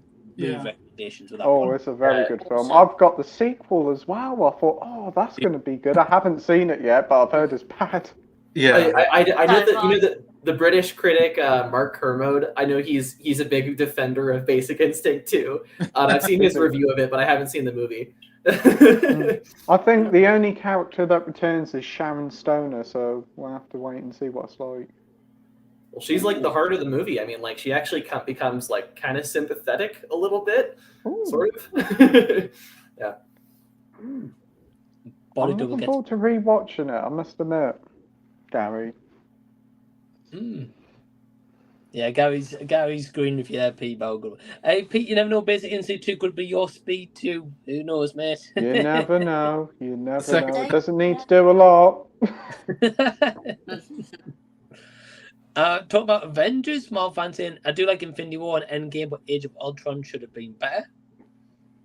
Yeah, should have been. I really enjoyed Age of Ultron. Here we go with another Speed 2 sort of opinion. I thought that was really underrated and kind of preferred it to Endgame.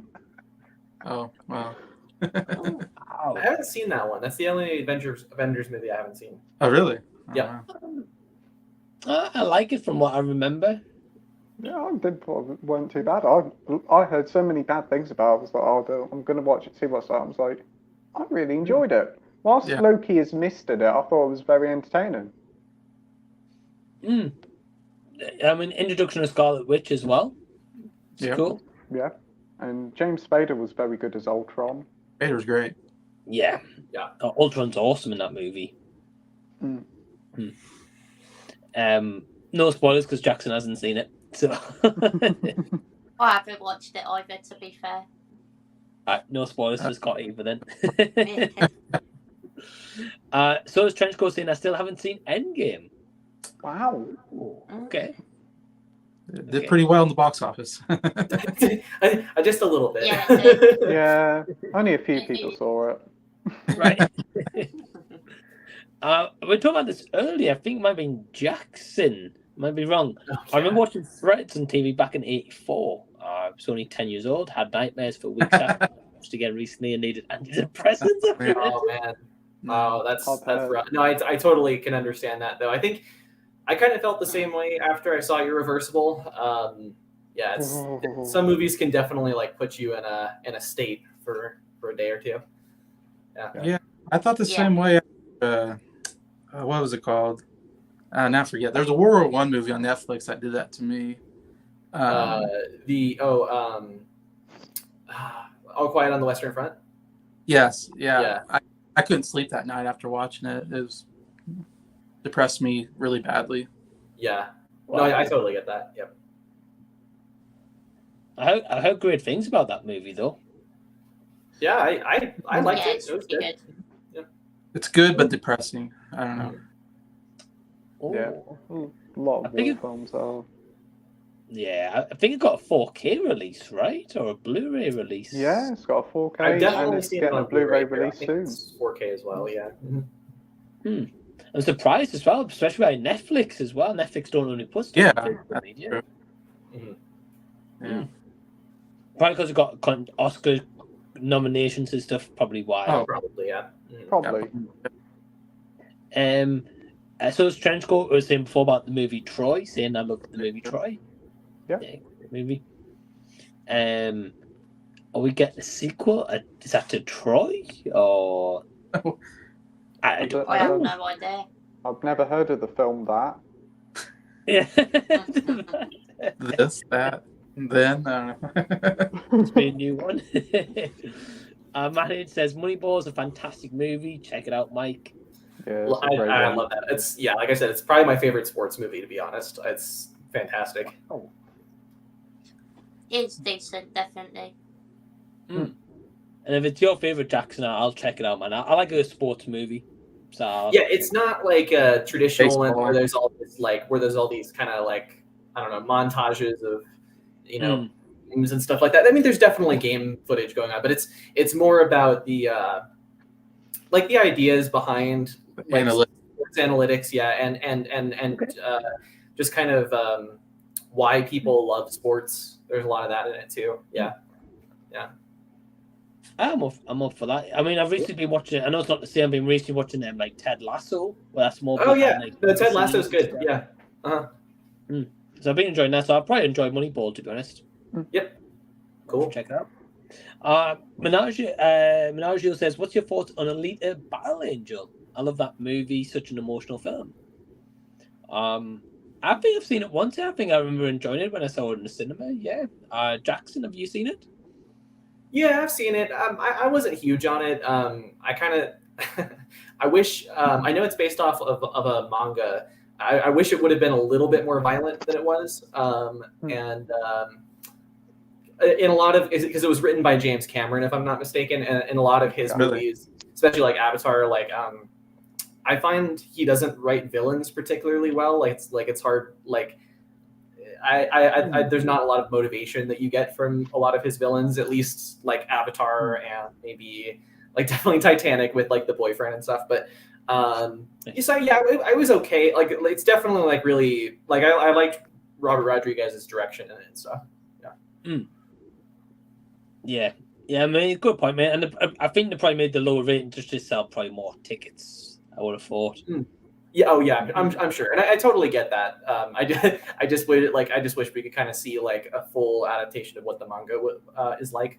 But, yeah, that would have been cool. Yeah. Jason, have you seen Alita: Battle Angel? I haven't seen Alita: Battle Angel.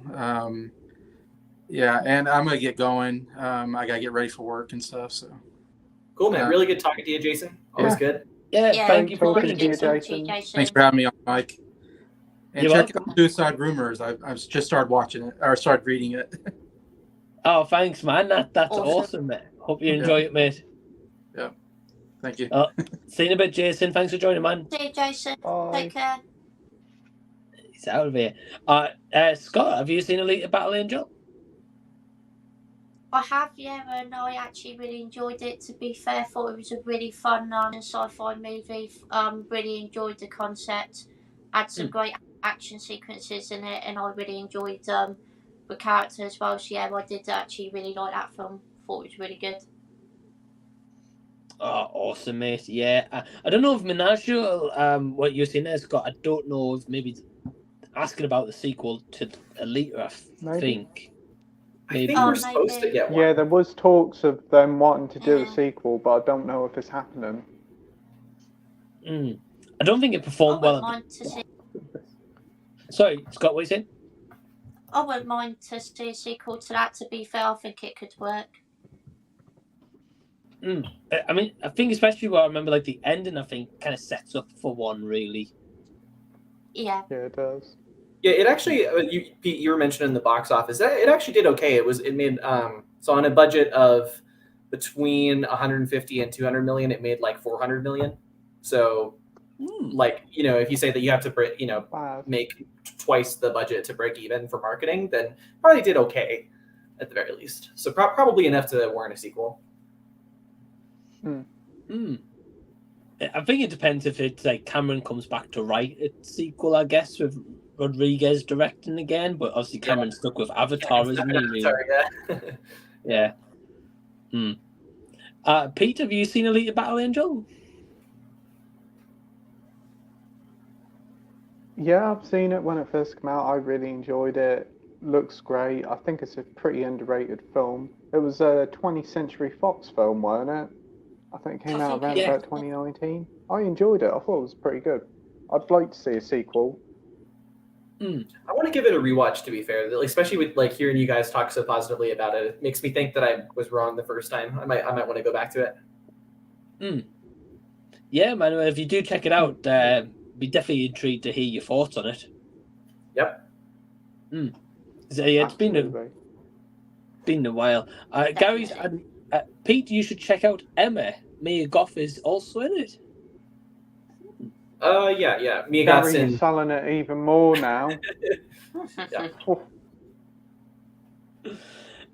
Is that the one with Anya Taylor-Joy we were talking about earlier? Yeah, exactly.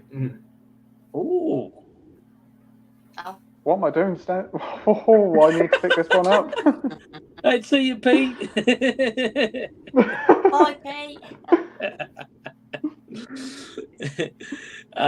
Matt's asking, have any of you seen Hoop Dreams? Okay, No. I haven't, but I really want to. So, I mean, I love basketball. It's probably my favorite sport. And I've heard that this is just like one of the most, like one of the best, most devastating documentaries like you're ever gonna watch. So, it's basically about like people trying to make it in basketball. Yeah. Oh wow! And is this a recent one, Jackson? Or It came out in the 90s, I want to say. oh, so not recent then. Fair enough. I've just never heard of it. Yeah. Yeah, it's I heard about it from, you guys know Roger Ebert, like the famous like American film critic. Yeah, I heard he put it on his, I think he put it on his list of, I think he put it as the #1 like best film of the 1990s. Wow. Yeah, pretty high praise for sure. Well, especially coming from him. Yeah, 100%. Yeah, definitely. Yeah. Wow. Okay, I'm gonna have to check it out. I didn't even know about it. So Trench goes, Alan. Fast and Furious and Lord of the Rings crossover would be awesome. Dom Toretto could drift around Mount Doom.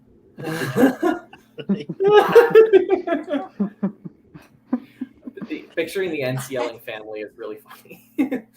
Oh man, I can't. I'm surprised someone hasn't edited that together, maybe. But wow, that would be a combination. Yeah, that'd be interesting. That's for sure. Yeah. This new Fast and Furious spin-off sounds brilliant. Give me my cinema ticket now. Pete's there day one, I think, by the sounds of it. Yeah. Menagio is asking, has anyone ever seen Nicolas Cage's Superman? I have It not. never got released. I've heard, no, I don't think it did. No. Yeah, no, I'm like, I don't think that's No, a movie. No, it never got released. It was Tim Burton. I think it was Tim Burton was going to do a Superman movie, and Nick Cage was going to be Superman. Never came to be. That could have been good, actually. I could see that being really good. Yeah.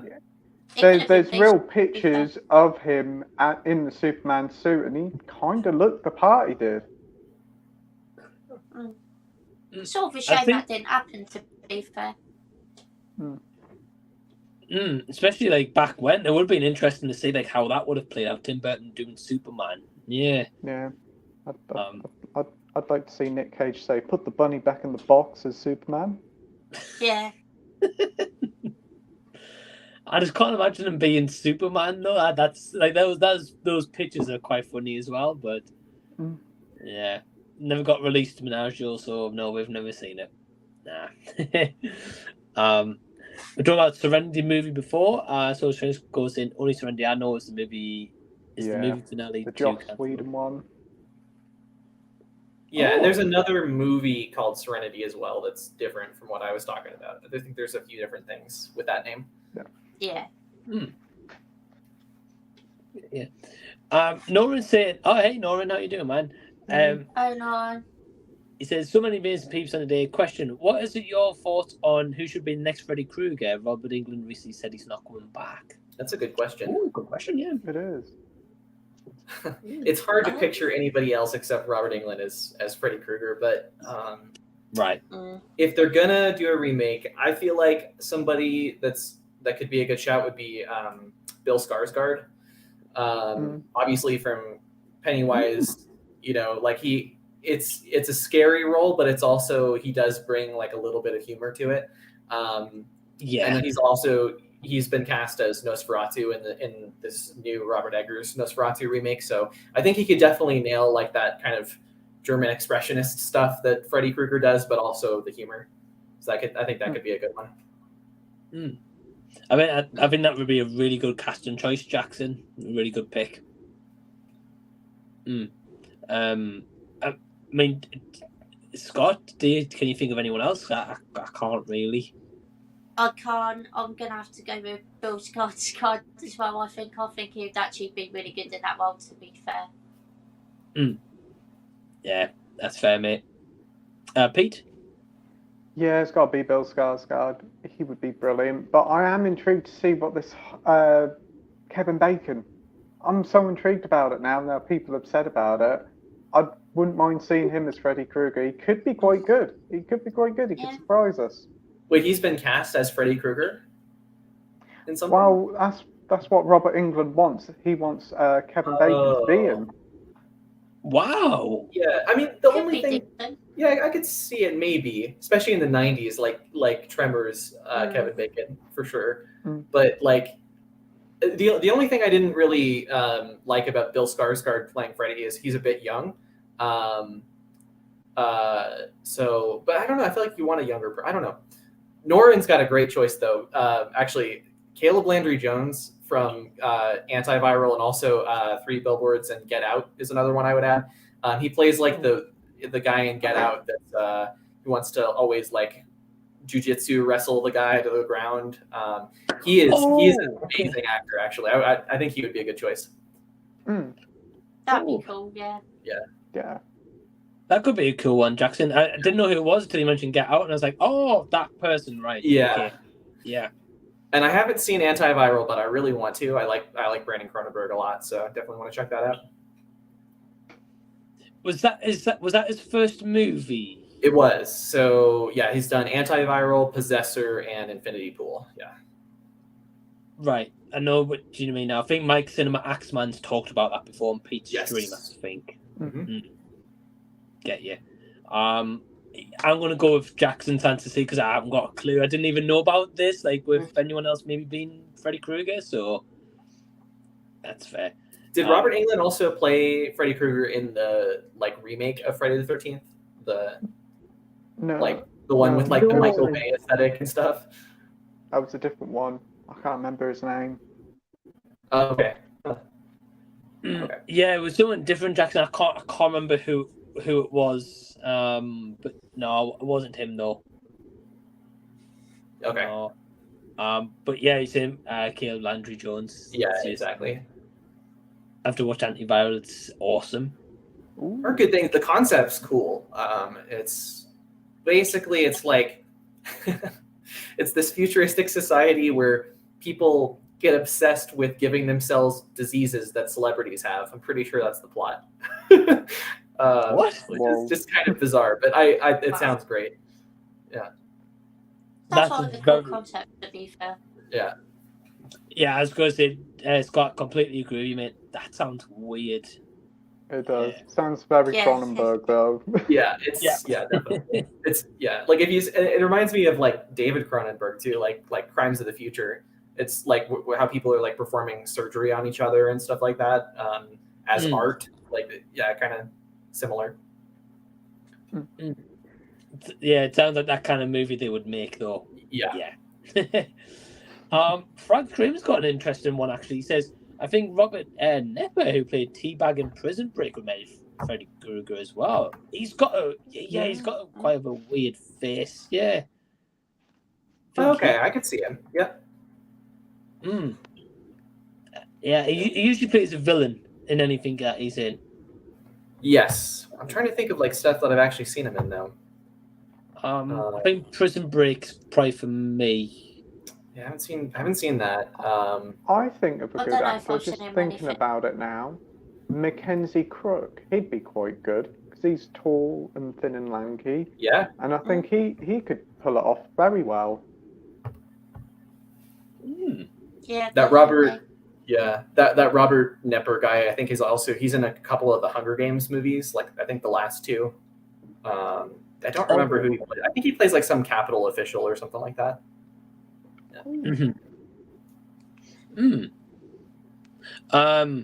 So French goes out into this saying, I say leave Freddie alone, but if they have to bring him back, I think Richard Brake would be interesting. Another one I'm going to Google. Yeah, I'm not sure who that is. I think I've heard of him, but I can't remember who it is. Yeah. The name rings a bell. He's in like Rob Zombie movies, I think, right? Like Three from Probably. Hell and stuff. I've Oh, not seen right. that one. Okay, yeah, I know who that is then. Yeah, he could be good. Yes. Yeah, I could see it. Unfortunately, I've seen Free from Hell, so I know who this is. Yeah, he's in Rob Zombie films, Noran said. We've also got Sin's Corner now, so hey, Sin. Hey, Sid. Says, Hey, Sin. just got back from watching the Spider-Verse movie, thought it was very good, liked it better than the first. Oh, Nice. Wow. Awesome. Looking forward to it. Probably will go see it tomorrow, but we'll see. Yeah. Well, at least I'm glad you really enjoyed it as well, though, Sin. That's really, really cool, and more than the first one. That's awesome. So yeah, thanks for tuning in. We've also got Ryan Swales in the house. So hey, Ryan. hello, Ryan. Hey, mate. I hope everyone is well. If you could give one obscure movie recommendation, what would it be? Ooh, okay. I think we've got Gary adding to this. Check out the movie Doberman. So I'm going to have a look at that. Never I think heard I of know that that one. Yeah, But I don't know. I can't put a picture to it. It's got a 6.5 out of 10. It's a French crime film. Never heard of that Oh, one. so kind of like Man Bites Dog or something like that, or. I'll add it to a watch list. Yeah. The plot sounds very out there, what I've just read. So yeah. I'm gonna go one what I've kind of watched recently. I would say Infinity Pool. It's quite trippy. I don't know if you guys have seen that one at all. Yeah. Not Yeah. yet. I liked it a lot. Oh, okay, yeah. Well, Scott, Pete, Mia Goff gets naked pretty much in that one, so you're in for a treat. Oh yeah, it does. Okay, I'm sold. So yeah, I'm gonna go Infinity Pool. Jackson, what about you? Just having a look here. Nice. Okay, so one I saw. I'm just trying to think of stuff I've seen from like the last month and stuff. So I actually got this for Christmas, and I hadn't watched it until this past month. But it's a '60s movie called Seconds by John Frankenheimer. Same director as The Manchurian Candidate. Yeah. Okay. So I don't want to spoil too much of this. I can tell you the basic plot, but basically it's about a guy who, like a rich guy who buys this service that will give him a surgery that gives him like a second shot at life. Like he gets to try and live his life over again. And it's really, really amazing. Like what it does with that premise. And the ending is just one of the most devastating things I've ever seen, but it's awesome. Oh, that sounds really, really cool, Jackson. I've never heard That of does.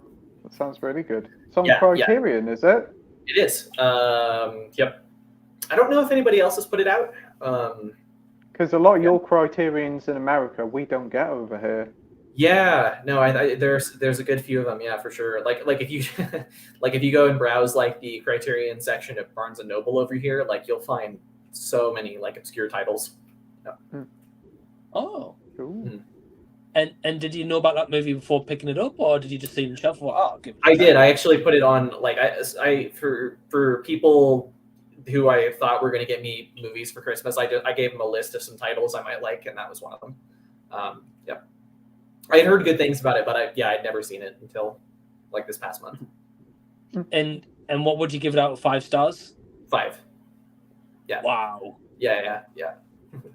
I keep in mind, I do full stars, so I don't do like the half stars and stuff. But I mean, even then, it would probably still be 5 out of 5. Yeah.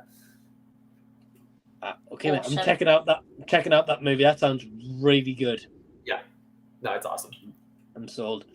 Add to the conversation, and then we're going to go to Scott. So as Trenchcoat says, my recommendation would be The Legend of Billie Jean. Christian Slater's in that one. He is. Yeah. Wow. Okay. And it's got a really good Pat Benatar song. Invincible, is it? Oh yeah. Okay. I think you may have mentioned this on your stream, Pete. I might be wrong. Yeah, it has been mentioned in passing. Yeah, I've heard. And Jason's adding, there's an old Henry Fonda movie called The Oxbow Incident. That's really good. I've heard that's great. I really want to check that out. So there's a podcast I listen to called Sleazoids. They do like mostly like horror and genre movie discussions about pretty much most of the movies they talk about are pre-2000. But they in their episode on the Oxbow incident, they double featured it with 12 Angry Men. And I didn't listen to the bit on the Oxbow incident because I didn't want it spoiled. But if they're putting it with 12 Angry Men, I'm definitely in. Oh man, that's awesome. Yeah, I've never heard of this one, Jackson. So glad you have at least. Yeah, that's awesome. Scott, what's your odd movie recommendation? I'm probably gonna choose another Christian Slater film called Untamed Heart.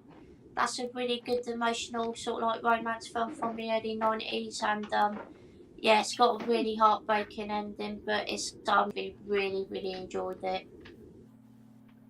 What's it called again? Sorry. Untamed Heart. Okay, I'll add that to the list. Yeah, I highly recommend it. It's really good, to be fair. Oh, awesome, man. Yeah, I've never heard of that one either. To be honest, no, it's new. But I like Christian Slater though.